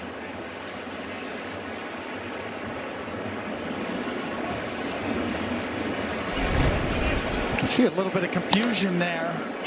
Nobody home. And once he double clutches, there's no chance. As Weathers is late getting over there the first as well. And remember, they're playing the right-hander to pull, so Caballero had a long way to go, and Jazz was playing up the middle, but it was Caballero who was late getting there. And that's going to be the thing that knocks Weathers out of the game. He leaves the bases loaded, nobody out. Pete Alonso coming up. It's time for Ezra. How about that? All right, as a child, aspired to be an astronaut and was a science enthusiast. His Spanish and Catalan roots traced to his grandfather, who fled Barcelona during the Spanish Civil War, and teammate Todd Frazier gave him the nickname Polar Bear during his rookie season in 2019. How about that? Jake Bird will face Alonso. So next time Todd's in the studio, we'll have to find out why.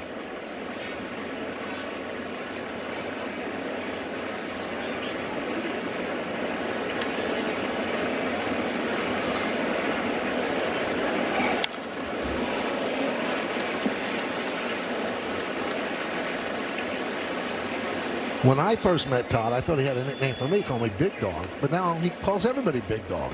But he doesn't call everybody Polar Bear. Polar Bear's pretty good. Big fitting.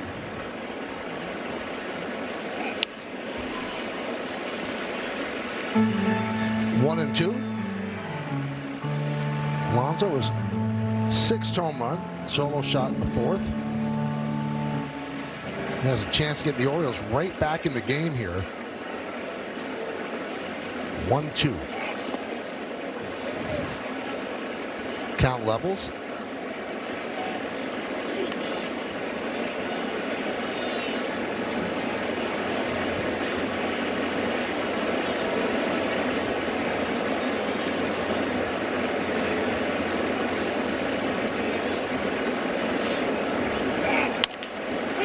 Grounded, 3rd.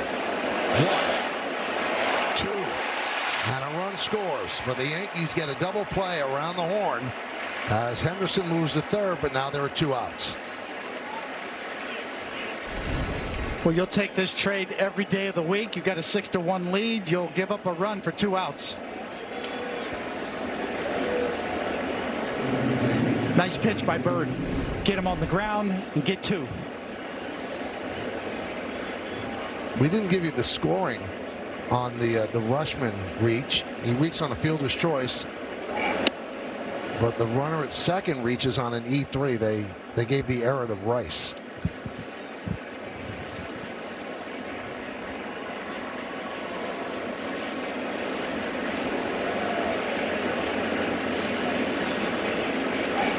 So let me clear this with my brain, James Smythe. That turns that into an unearned run, right? Because the double play would have been the final outs of the inning before the run scored.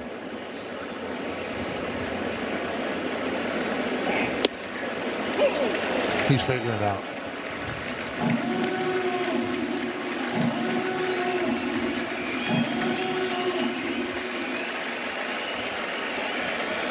Weathers is contemplating that. 1-2 on O'Neill. 2-2.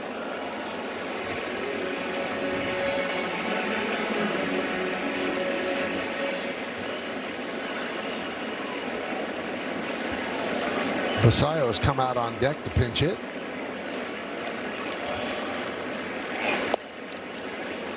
And the count full. Yankees lead 6-2. Wolfram and ends up for the O's.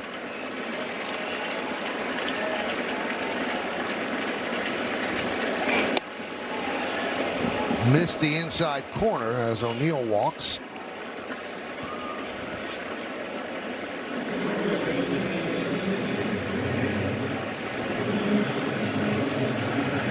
So here is Basayo to pinch hit for Mayo.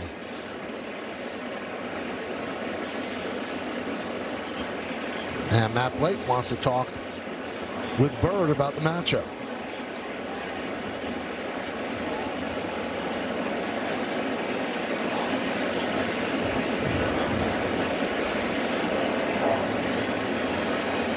And right away, all of them, the default position, covering the mouth. Matt Blake, Bird, Escara. The ones who listen don't cover them. Quick scouting report, how we're going to go about it. Straight pitch selection right here.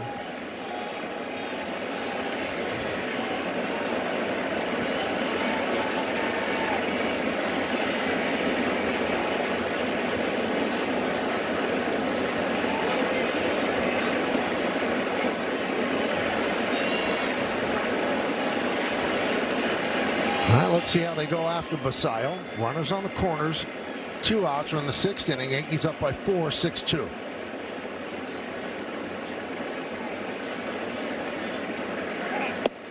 And a strike.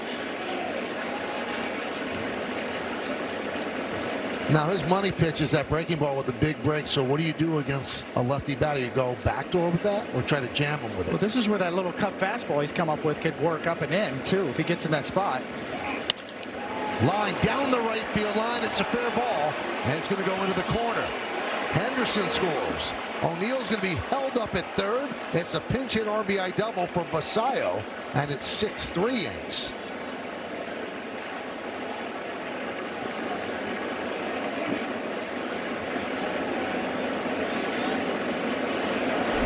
Basayo can swing it, and he gets a curveball that stays up. You can see it sweeping right into him. He drills it down the line. Lefties love those breaking balls down and in like that. You can just drop the barrel of the bat. Down the line it goes. Here's Jeremiah Jackson.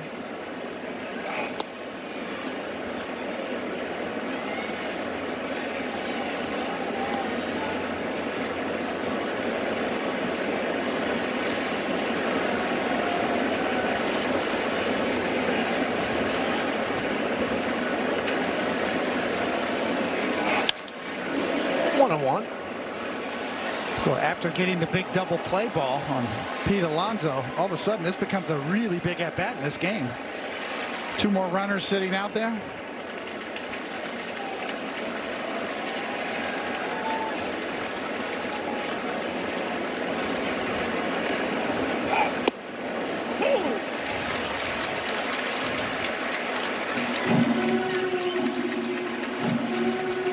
the answer to the unearned run. One earned and one unearned run of the two they've scored this inning.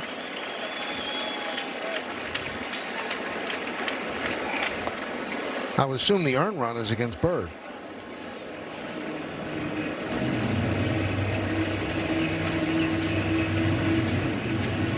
James says no, so I give up. It's just bookkeeping anyway. 6-3.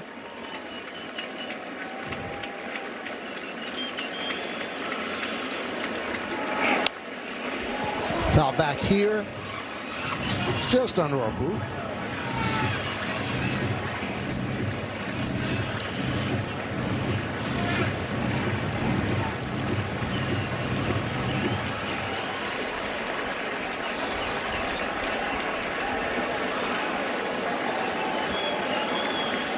The 2-2. 3-2.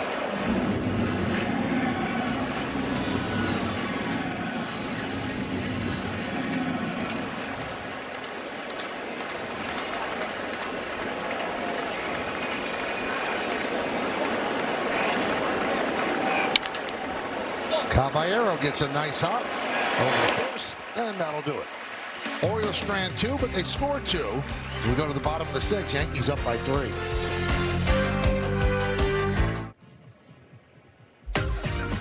It's time for Pinstripe Drive, brought to you by Toyota, the official hybrid vehicles of the Yankees. Today's picture is from Caroline, who says her 4-month-old baby Vincent might just be the Yankees' good luck charm. Why not? Use the hashtag Toyota Pinstripe Pride and mention yes in pictures you post to social media to reflect your love for the Bronx Bombers. We might spotlight you in a future game.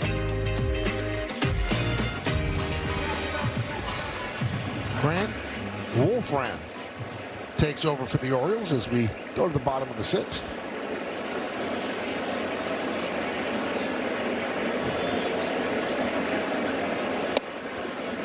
So, David, as the earned run terms, both of those runs, it turns out, were unearned. Yeah, I mean, Weathers is going to finish with just one earned run given up today. Right. The Alonso home run.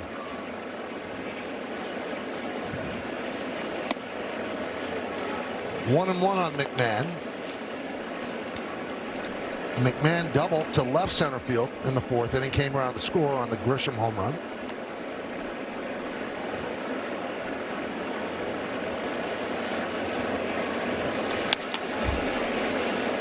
One and two.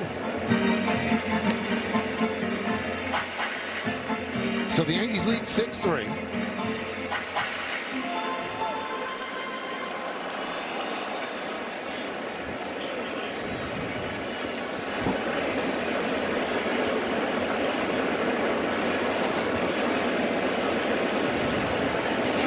Swing and a miss. McMahon down on strikes.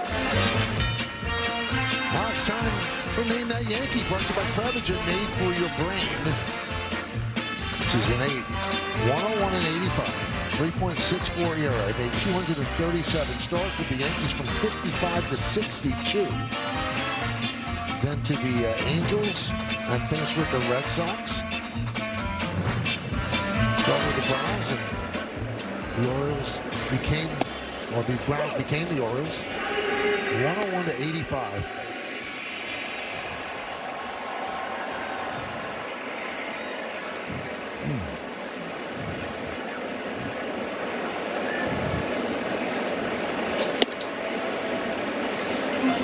Any idea, David?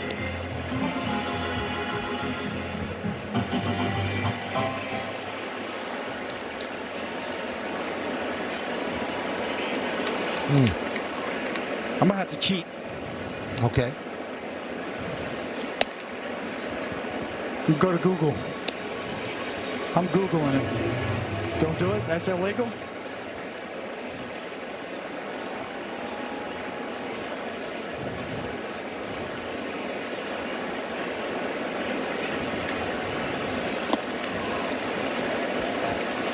Sellout crowd of 46,049. Second sellout of the year. Noval warming up. Pitched very well last night. The Yankees still have 9 outs they have to record. And when you look at the Yankee bullpen, you have to assume that Cruz not available today. He's pitched a lot lately.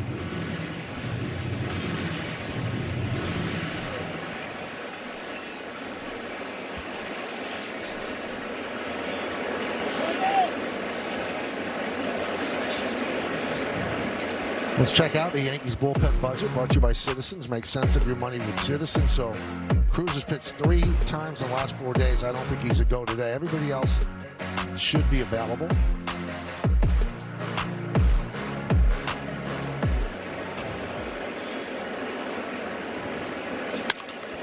Hit shortly. Jeremiah Jackson from the outfield grass gets Caballero.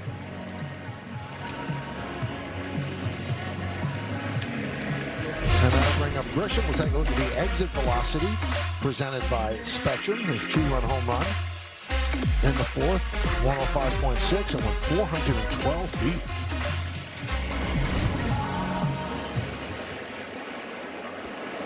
So a walk, a double, and a home run. Had a good series, 3 for 6.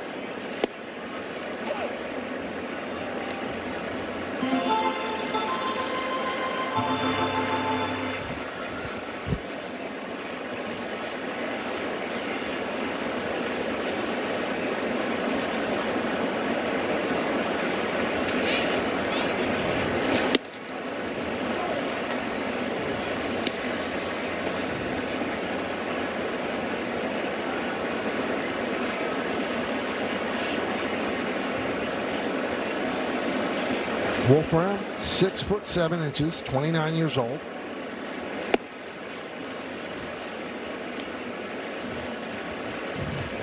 Last season, up and down 5 times with the Orioles, so on the Norfolk shuttle. Made the opening day roster this year. One of those guys spent 7 seasons in the minors.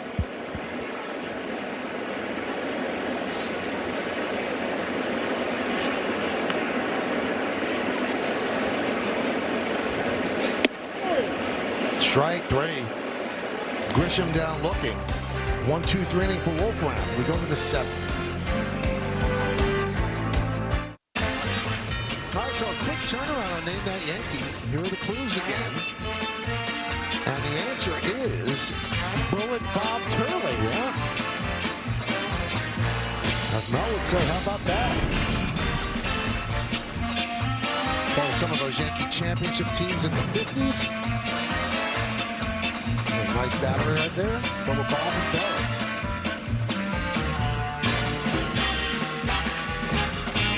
One of the first guys that went without the full windup. An abbreviated windup. The 20-game winner in 1958. 21 wins for Bob Turley. 21-7 for the 58 Yankees. Cy Young in 58. World Series MVP that year against Milwaukee. Became a multi-millionaire in insurance and finance, surpassing his top major league salary of $35,000. Beavers pinch hitting for Wilson against the Yankees' new pitcher, Camilo Doval. That used to be the old joke, right? If you're in the minor leagues and pitching and you're not doing so well, it's like you better go sell insurance. Or become a haberdasher. Yes. Better go find a real job.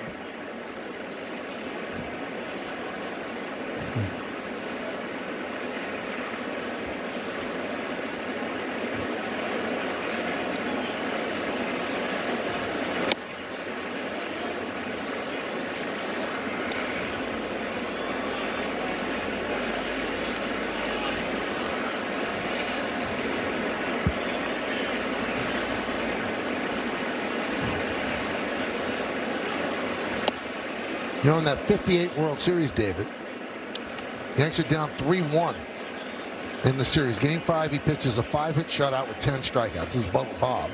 Game 6, he comes out with 2 outs in the 10th inning, comes in, up a run with runners on first and third, gets Frank Torrey to line out to get the save. And there's a walk to Beavers. And then Game 7 the next day, Don Larson gets taken out in the 3rd inning Turley comes in, goes the rest of the way. 6 2/3 innings, 1 run for the win, and he wins the MVP, and the Yankees win the World Series.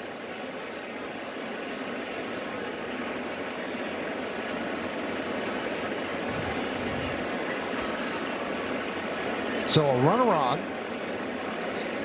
And here's Alexander. Command is always the issue with Doval. Yesterday he had it. Now he walks the first batter he faces. Tim Hill is up for the Yanks. 0-1 count on Alexander.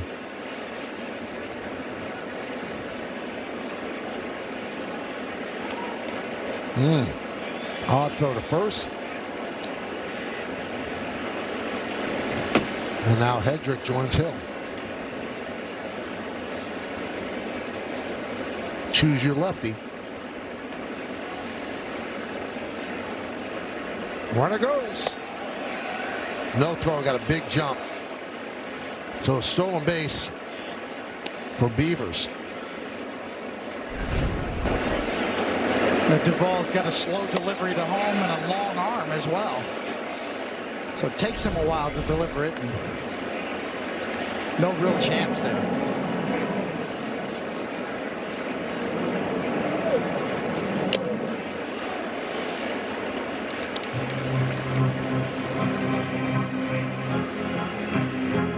Funny, day game after night game. He was throwing that sinker yesterday at 100 miles an hour. This is at 97 now.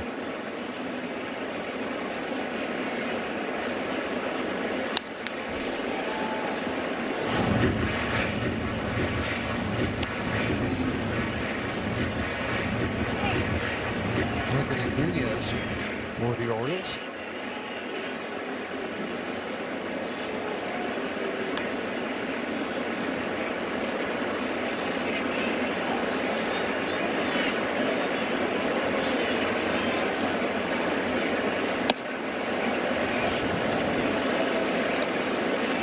Two and two.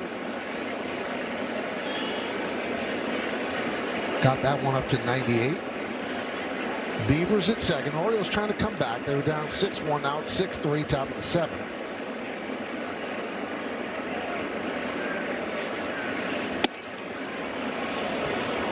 Just missed inside.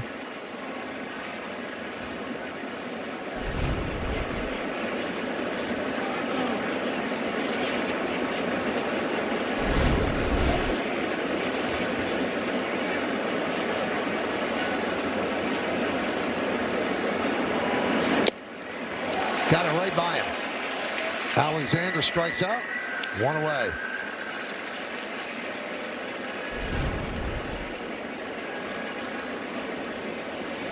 It's like a high sinker. You can see the grip.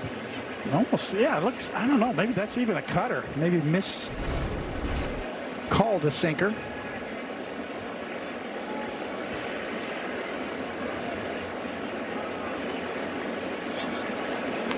Does the old inside move, but nobody there.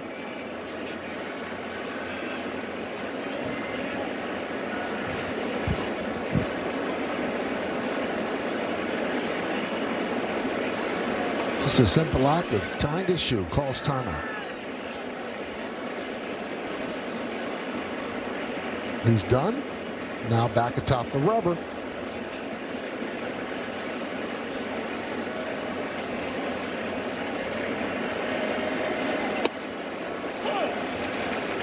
And a strike.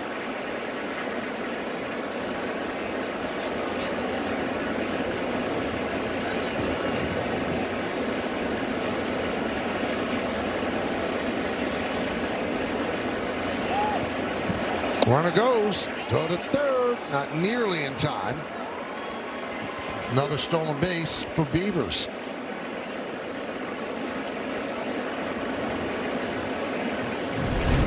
It was there for the taking. You can see Doval doesn't really even pay attention. Easy pickings.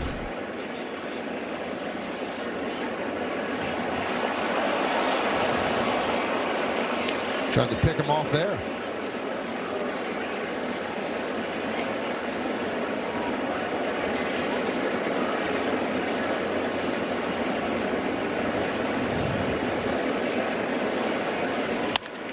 Ground ball. Rice recovers, steps on the bag, and that allows Beavers to score. And now the Yankees lead by 2, 6-4.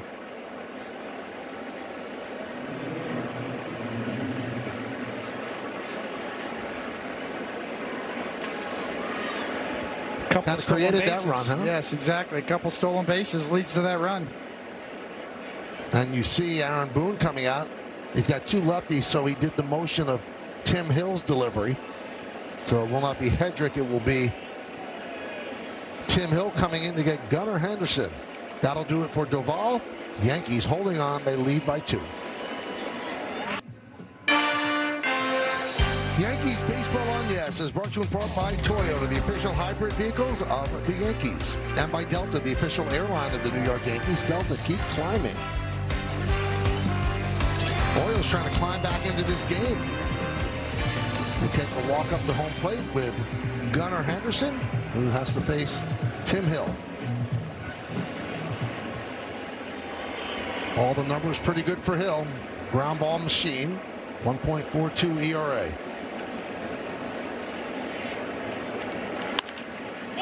And he gets a ground ball just like that on one pitch. Quick work of Gunnar Henderson. And that's Tim Hill in a nutshell. Comes in and gets the job done. The end is 6.5. Yankees lead the Orioles 6-4. It's time for the 7th inning stretch, but we're going to stay right here as we honor America here in the Bronx.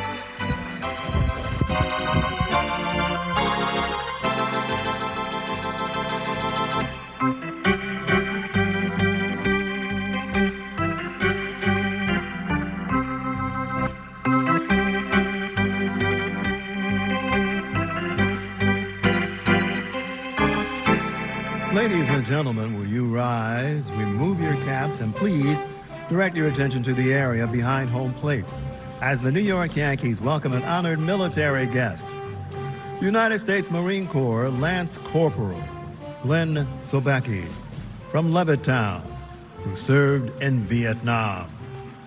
The Yankees say thank you, Glenn, for your sacrifice and for your service to our nation.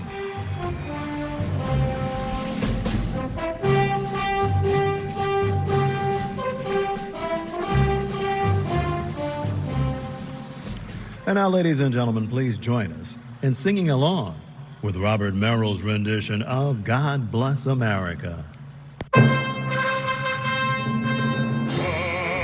bless America, land that I love. Stand beside her and guide her. Throw the night with the light from above.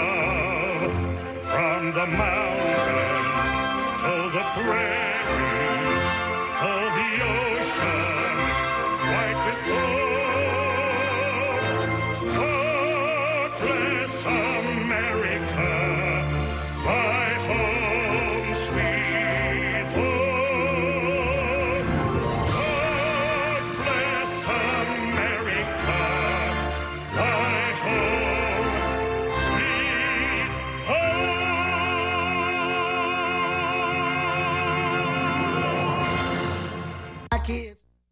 Time for your Ford Studio Update. Bob and Jack with you. Opening game vibes against the O's, JC. Power and patience at the plate. Yeah, on the pregame, we talked about how discipline can lead to damage, and that's what the Yankees have done today. Bellinger has 2 home runs, but the most impressive swing might be the double he hit with 2 strikes, just trying to make contact. Grisham didn't swing until the 6th pitch of an at-bat, and they hit a home run. The Yankees trying to go 14-1, Bob, when they hit at least 2 homers in a game. We're going to break down those plays and a lot more, plus post-game interviews. We'll see you then.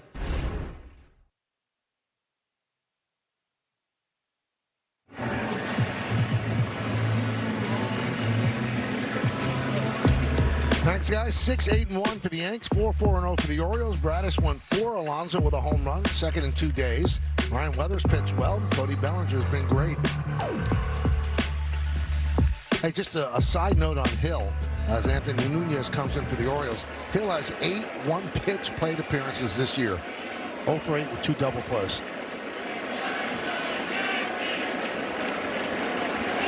Ben Rice leads off against Nunez.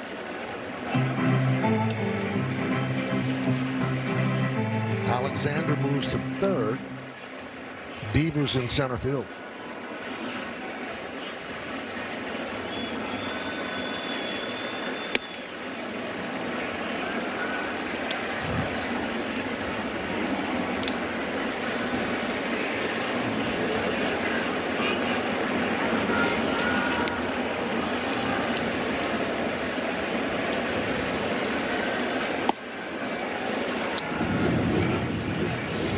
Rice is 1 for 3. Hitting .330, 11 home runs, 26 runs batted in. And turn him loose right here. 3-0, you might buy a fastball right there.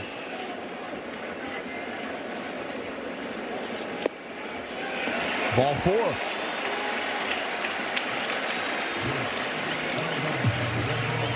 Yankees would love to tack on some runs. They still have 6 outs to get out of the bullpen. 29th round pick as an infielder, released and attended college, began pitching and then signed with the Mets and acquired from the Mets in the Cedric Mullins deal last July. 24 years old. He's pitched very well for them. So he went to Division II University of Tampa, played 3 seasons as a third baseman. And in his final year, he tried pitching, which he had not done since Little League. Texas Ranger scout was there, saw the arm at third base, asked the head coach Joe Urso if Nunez had ever thought about pitching. And here he is on the mound at Yankee Stadium.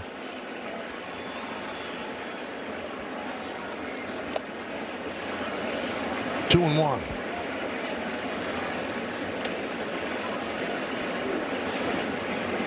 Judge 2 strikeouts and an intentional walk today.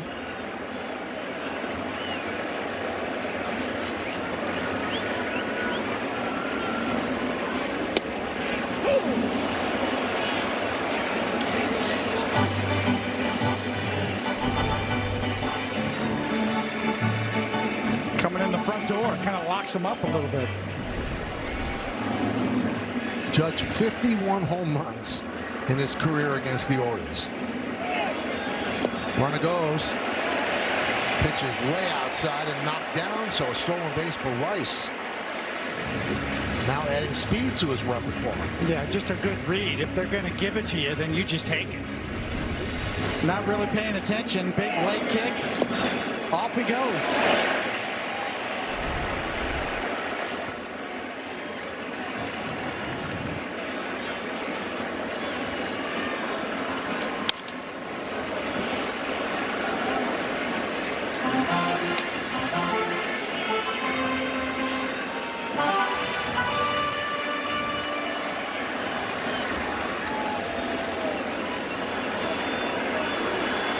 Rice at second, nobody out.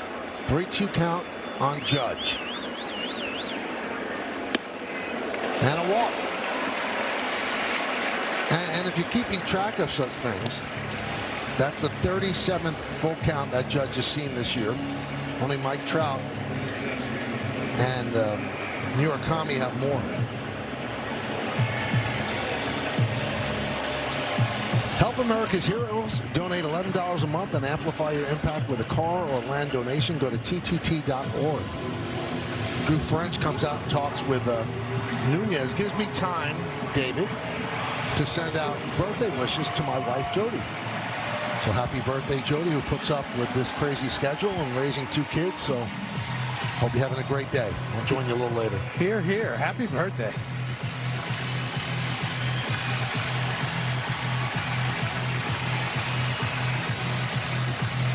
So first and second, that brings up Bellinger, who's been the damage man today. First inning. Gets it going with that hanging slider. Comes back up and going to double up. Multi-homer game. Now, he has 1 career 3 home run game, and that was last year with the Yankees.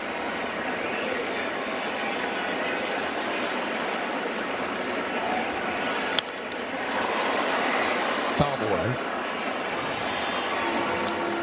4 Yankees have had a 3 home run game against the Orioles. Joe DiMaggio in 37, Bill Dickey in 39, Gary Sanchez in 19, and Anthony Rizzo in 2022.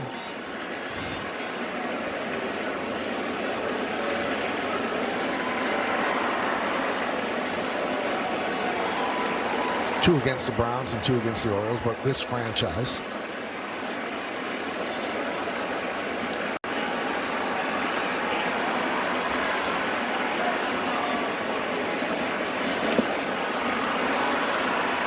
And two Yankees have had 3 home run games in the World Series. Babe Ruth and Reggie Jackson.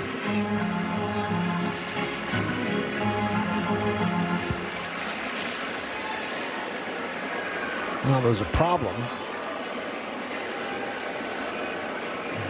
with the pitch count for Adley Rutschman. Rico Garcia and Dietrich Enns.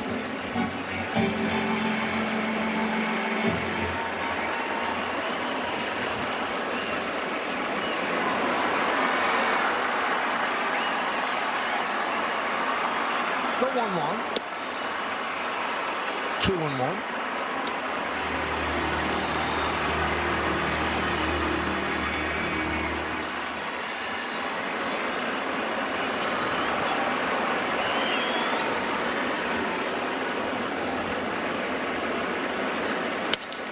Grounded. And off the glove of the diving Jackson into center field. That allows Rice to score. Judge moves to third. It's another hit for Bellinger. Another run batted in. Another run for the Yankees. They're up by 3.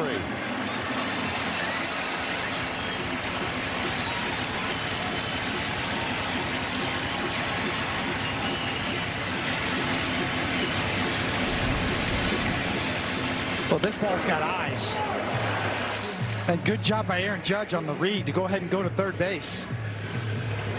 A big day for Bellinger. When you're hot, you're hot. 4 for 4. Still nobody out, first and third. Here's Chisholm. There goes Bellinger. The throw to second. Not in time. What a day for Cody Bellinger.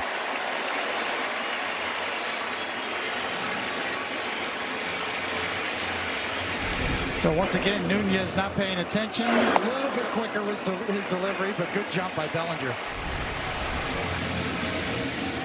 Second, third, nobody out. Second 4-hit game that he's had with the Yanks. And now the infield comes in, trying to cut off that run. And they won't. A base hit to right field. Judge scores easily. Jazz is going for 2. Coming home is Bellinger. He'll score. 2 runs and the Yankees lead 9-4.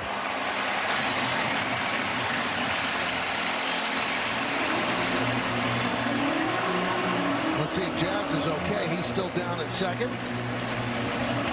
Now he gets to his feet. They made that throw to second, David. Never even looked at the runner coming home. Yeah, the Yankees are taking all kinds of advantage on the base pass in this inning. First, Jazz Chisholm gets on top of this pitch. Drills it to right. Bellinger's got to hold out. And right here, he's being held. And Jazz super aggressive. And once Bellinger sees the throw to second, going to take advantage and grab the gift. A double, a ribby, second run scores on the fielder's choice, and the Yankees pulling away here in the 7th. Yankees Baseball on Yes is brought to you in part by Nissan. Hop into a Nissan Rogue and hit the road to adventure. Shop NissanUSA.com. And by Optimum Fiber, famously fast fiber internet. What a day for Cody Bellinger. And now Dietrich Enns comes on to face Dominguez batting from the right side. Now the scoring on Jazz's hit, he doesn't get a double. He gets a single and an E9. E9 allowing him to go to second.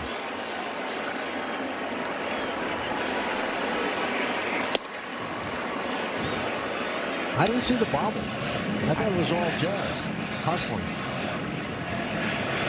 Yeah, I'm not sure I see that either.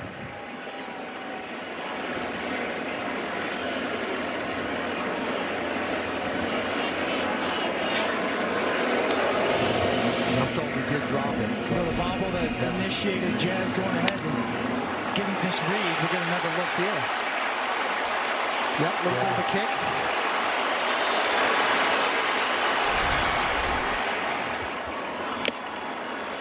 And swinging is Dominguez as he goes down the strikes. See if Jazz is going to check up here. Once he sees the bobble, he goes. So there you go. Good job. Good score.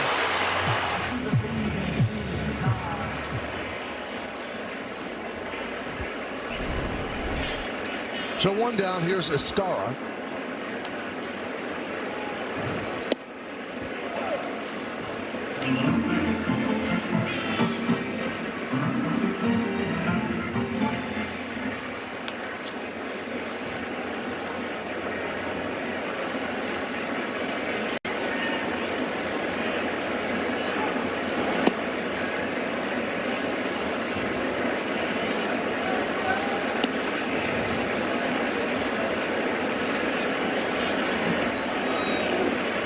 Now Blackburn gets up because of the added runs.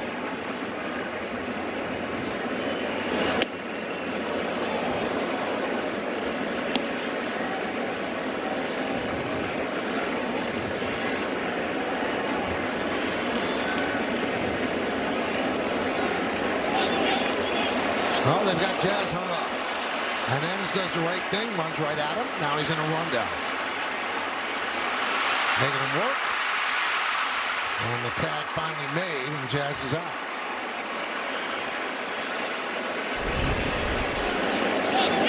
Well, he thinks he's got it. And then he's caught right in the middle. 1-5-6. Gunnar Henderson had to hop to go get it. And he scored a caught stealing, 1-5-6.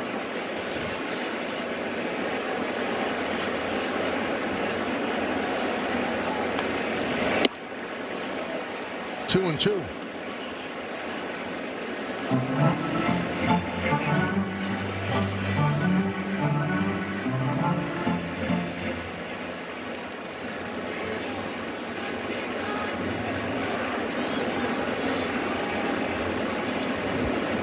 Enns deals. Line down the right field line. It is a base hit, and it goes into the corner. Escara will pick up a double.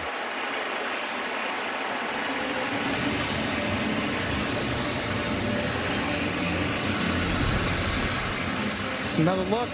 Four-seam fastball right there. Inner half. Escara is quick. Cuts him off at the pass.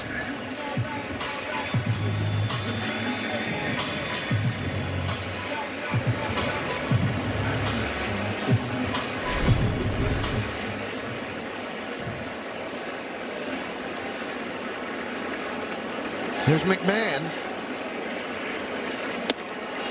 He's 1 for 3 today. Yankees lead 9-4. 9 runs on 11 hits. Orioles 4 runs on 4 hits. Yankees have put up a 3 spot here in the bottom of the 7th. Give themselves some breathing room. 1-1. Every Yankee batter in their lineup has reached base today. 7 of them have hits.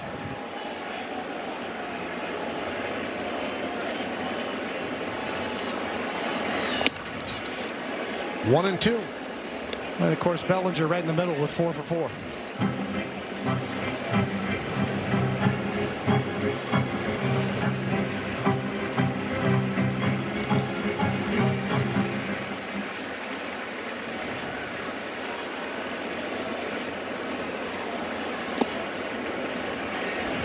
Two and two on McMahon.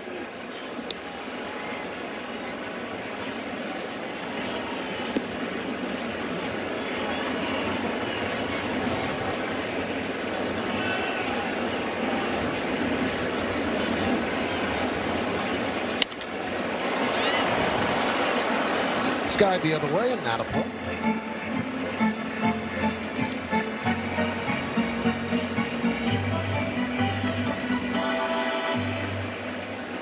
Ames was actually activated off the IL today, missing a month with a left foot infection.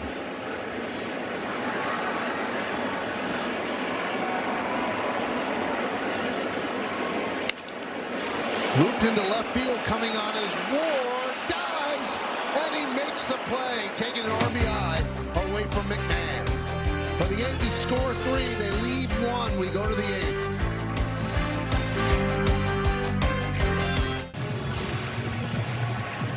Welcome back, where the Yankees are leading the Orioles 9-4 as we head to the top of the 8th. May is ALS Awareness Month, and with that in mind, Aaron Boone and Garrett Cole presented Sarah Langs, a former ESPN writer and researcher, currently with Major League Baseball, her very own autographed Lou Gehrig's Day bat. All throughout baseball, Lou Gehrig's Day will be celebrated a month from today on June 2nd, and Langs herself has been battling ALS since 2021. Today is her birthday. So happy birthday, Sarah. And as she would put it, guys, baseball is the best. Yeah, she's a tremendous person and a great baseball mind. You worked with her at ESPN, David. She's terrific. Baseball is best, but she is the best. She's influenced so many people. Paul Blackburn takes over for the Yankees and deals a strike to Rushman.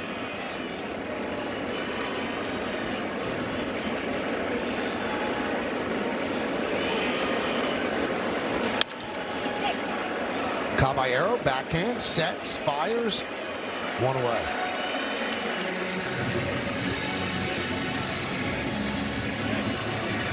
Well, tomorrow, it's same time, same team, same place as the Yankees and the Orioles play Game 3 here in the Bronx. FanDuel pregame coverage begins at 1 with first pitch scheduled for 1:35 on Yes and the Gotham Sports app.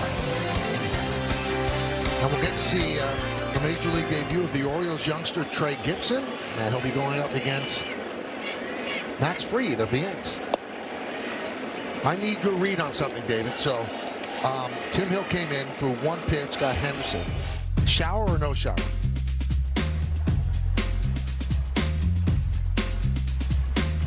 Definitely a shower. Yeah? Yes. Just, warming up. You're working up a sweat? You're working up a sweat. Okay.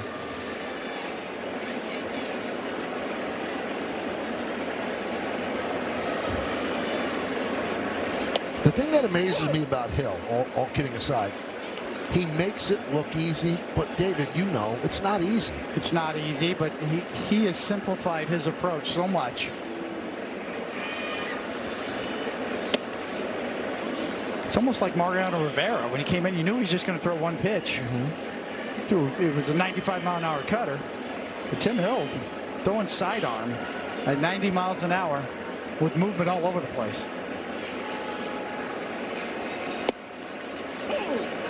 And you've told me this, Dave, the secret sauce of him is where he releases the ball. It's just unusual, right? It's unusual, and he gets, you tend to look at velocity and say, oh, he's throwing 88, 89, 90, maybe 91. But from down there, it takes tremendous arm speed to throw a fastball 90 miles an hour from directly sidearm, or even a little lower than directly sidearm. It's hard to pick up. It's got some life on it. Line to right field. Judge makes the play.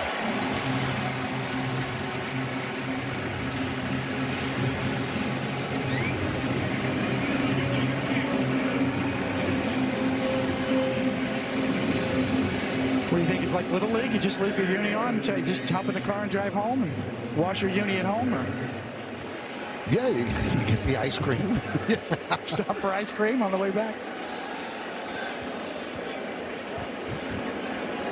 Cowser pinch hitting for O'Neill.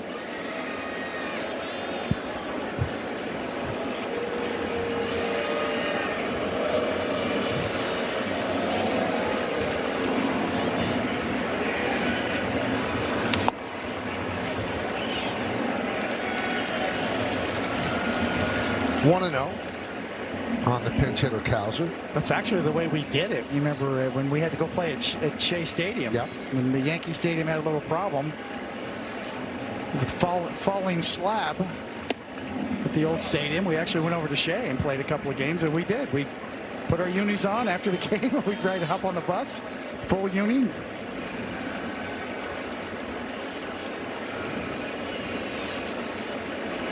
So here's the better question, though. You're in uniform. You didn't play at all. You didn't throw a pitch. You didn't warm up. Shower or no shower? Shower. All the time? All the time. All right. You have to shower. And guys, Joe Girardi always used to talk about during spring training, he would drive to games a lot of times with Yogi Berra, and Yogi would insist on going in full uniform. And at times they would need to make a stop on the long road trips, and he'd just walk in wherever they were going, full Yankees uniform. Can you imagine that? You probably think it was a prank. Here's Yogi Berra. And there's a walk. Could totally see that with Yogi.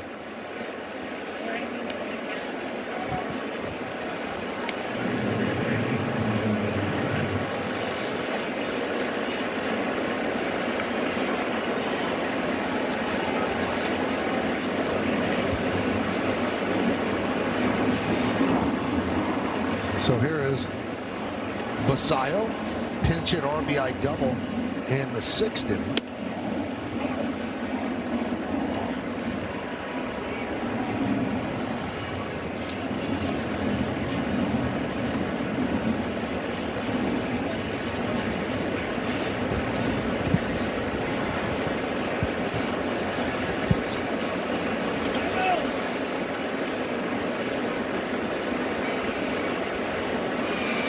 So I guess, David, you'd be shocked to learn I go 3-4 broadcasts in a row without showering. You're not going to shower tonight? No sweat? Why should I?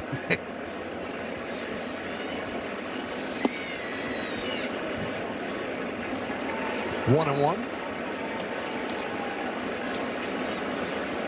Got a birthday dinner tonight? Yep.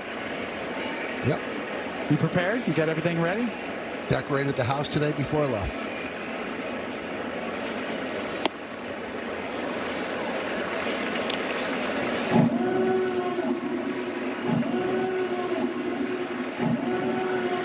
Hard to shop for, though. She doesn't like jewelry.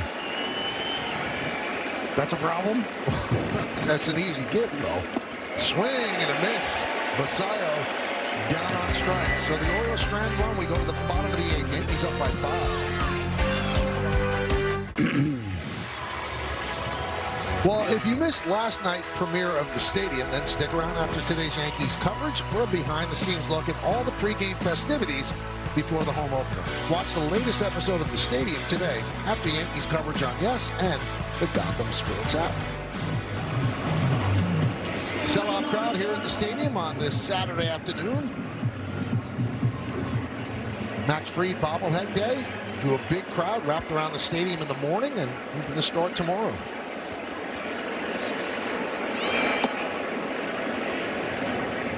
So Cowser takes over in center field. Beavers moves to right field. And a new pitcher, another lefty, Nick Riquet.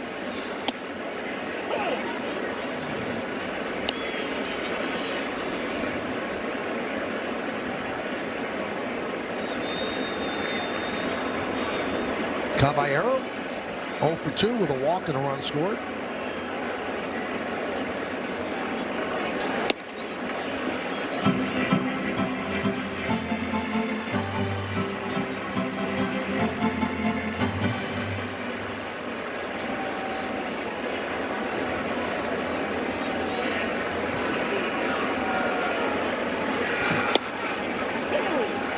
Two.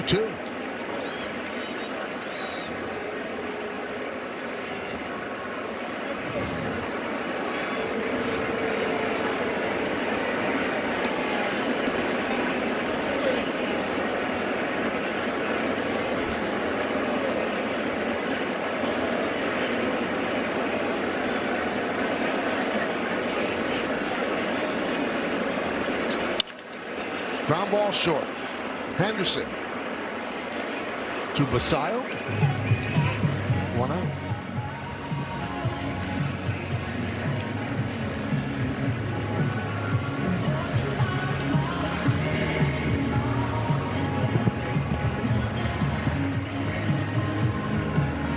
Nice day for Trent Grisham. A walk, double in the third, run scored, big home run in the fourth. He struck out looking in the sixth. So the batting average not where he wants it to be, but 5 home runs, 18 runs batted in.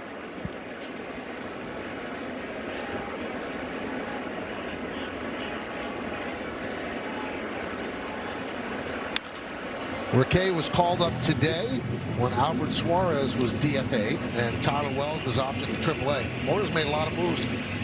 Suarez fell into that trap. You pitch well over a number of innings out of the bullpen, you're of no use to the team then the next couple of days. Serve down the left field line. On the run is Ward, and it's foul. Your Suarez, one of those guys that you could almost sneak through waivers and keep him in AAA and bring him back at a later date if you need him. And that's what they had done already. So maybe somebody watches him pitch yesterday and, well, he's not bad. And everybody needs bullpen arms, but we'll see if he gets through.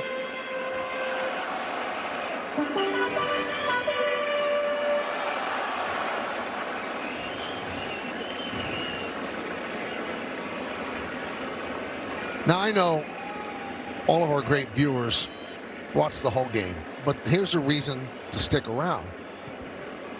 Bellinger is due up 5th in this inning. And he's a triple shy of the cycle. Last Yankee to hit a cycle, Melky Cabrera, August 2nd of 2009. So would you rather hit for the cycle or a third home run? Well, you've drilled this into me. You got to get the third home run. I'd rather have 3 home runs than hit for a cycle. Absolutely.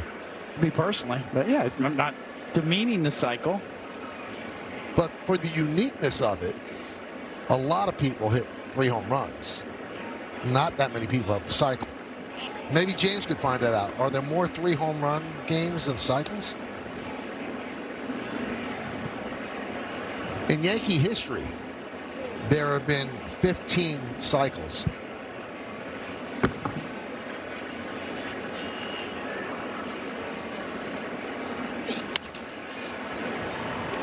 Popped up.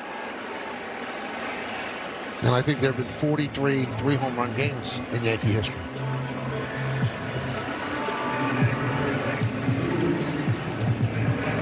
Well, fans, Yankee games on Yes are streaming live on the Gotham Sports app, included for free with your eligible TV provider subscription. Download and sign into the Gotham Sports app now and check out all the great Yankees content, including game highlights, post-game sound, and the team's official podcast. Ben Rice, 1-0. All right, so I'll give you maybe a harder question. You're winning by 5. You hit a double. Do you try to stretch it to a triple when there's a chance you'll be out? In a 9-4 game? Yeah. Yeah, maybe.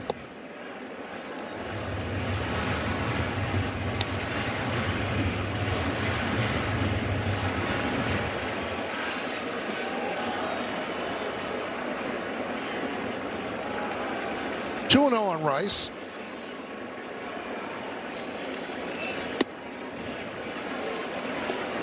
This is what Boone was talking about before the game, how he controls the strike zone. All right, so the numbers are in, David. 3 home run games in Major League history, 714. 351 cycles. And there's ball 4. As he walks for the second time. Now all Judge has to do is get on. Bellinger has his chance.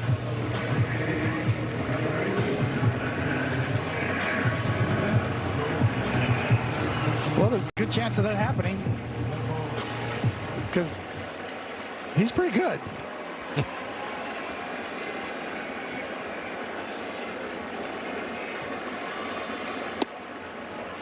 And a strike.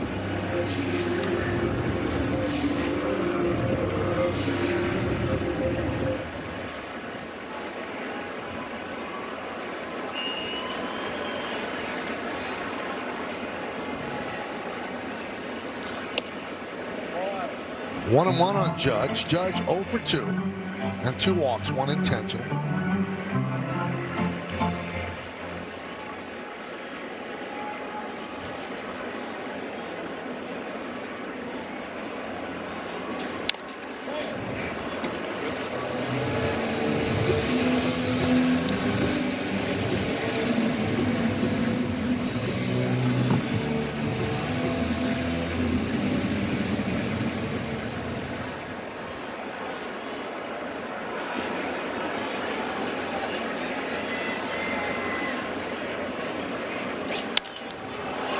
Skied the other way and out of play.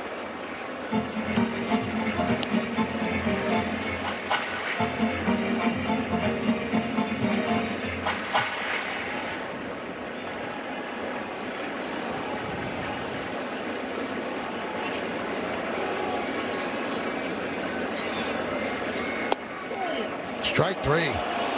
Judge down looking. He did not like the call. Yankees have a challenge left, but he did not touch the top of the helmet.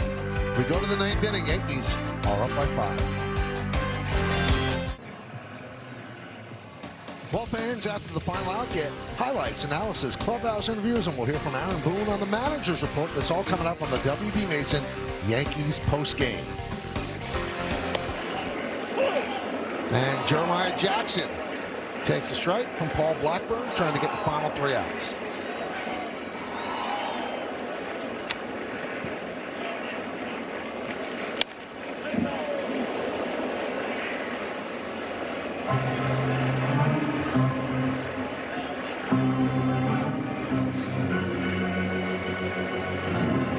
No wake-up call in that dugout. A little foul ball came ricocheting through there. Take cover.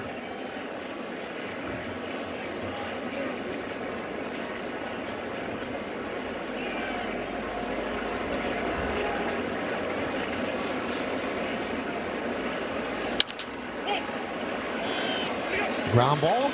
They get Jackson. Now Jackson actually is the youngster with a screaming line drive into the Orioles dugout at Camden Yards that hit the manager in the head. And he left right after this, but came back to watch him. There it is. You'll see it hit him right in the side of the face. And he did come back and watch Jackson hit a grand slam later in the game. So we know that Albernaz is a tough dude. But after he got hit like that, 6 weeks, he had to eat baby food.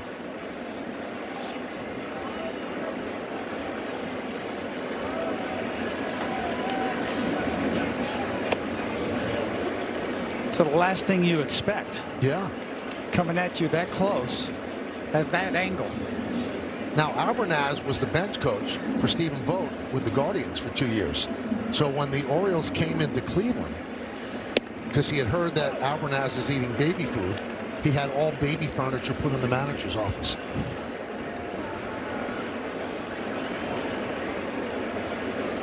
Fortunately, he's okay.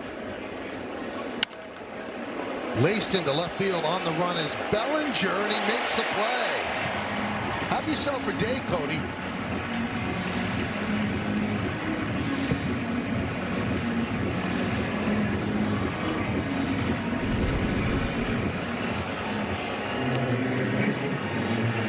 Just gets consistently good jumps.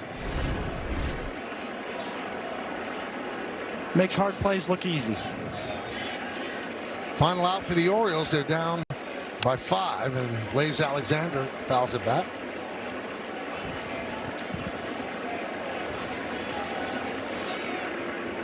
Get to see Max Fried dealing tomorrow. He has been spot on so far this year. On top of his game.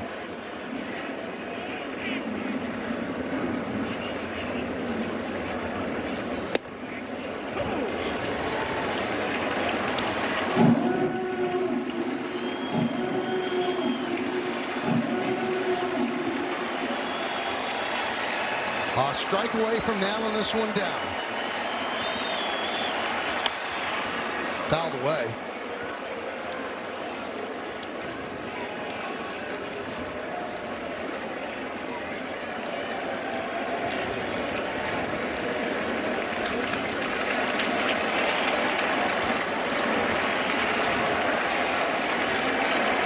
And the pitch.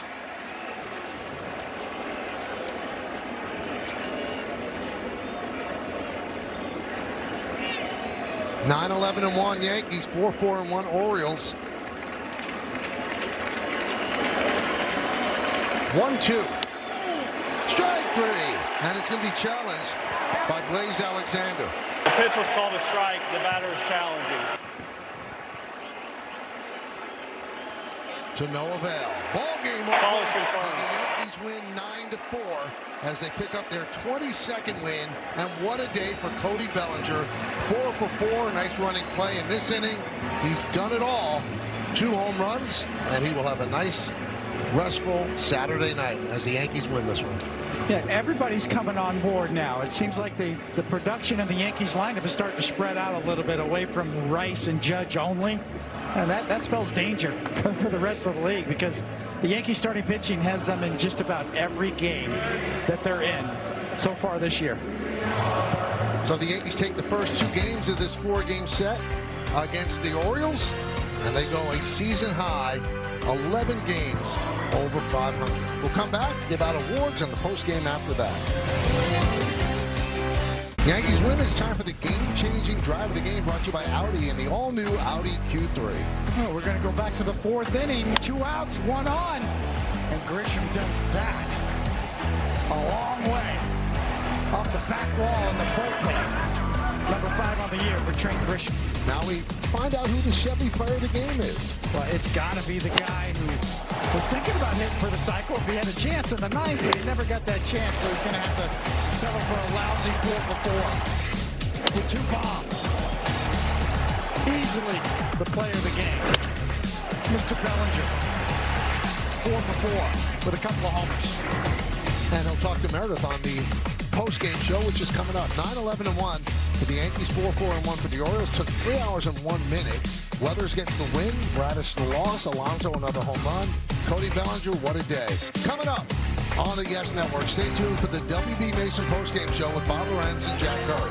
Special thanks to producer Troy Benjamin, director Dan Barr, Mike Webb, and the executive producer of the Yes Network is Mr. Jared Ames Bosnack. Join us again tomorrow as the Yankees and the Orioles play Game 3 here at the stadium.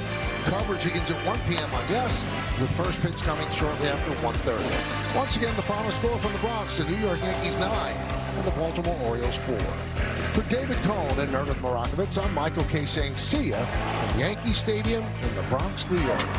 Now let's go to Bob Lorenz and Jack Kerr, who are standing by in our Yes Network studios with the post-game show. Guys?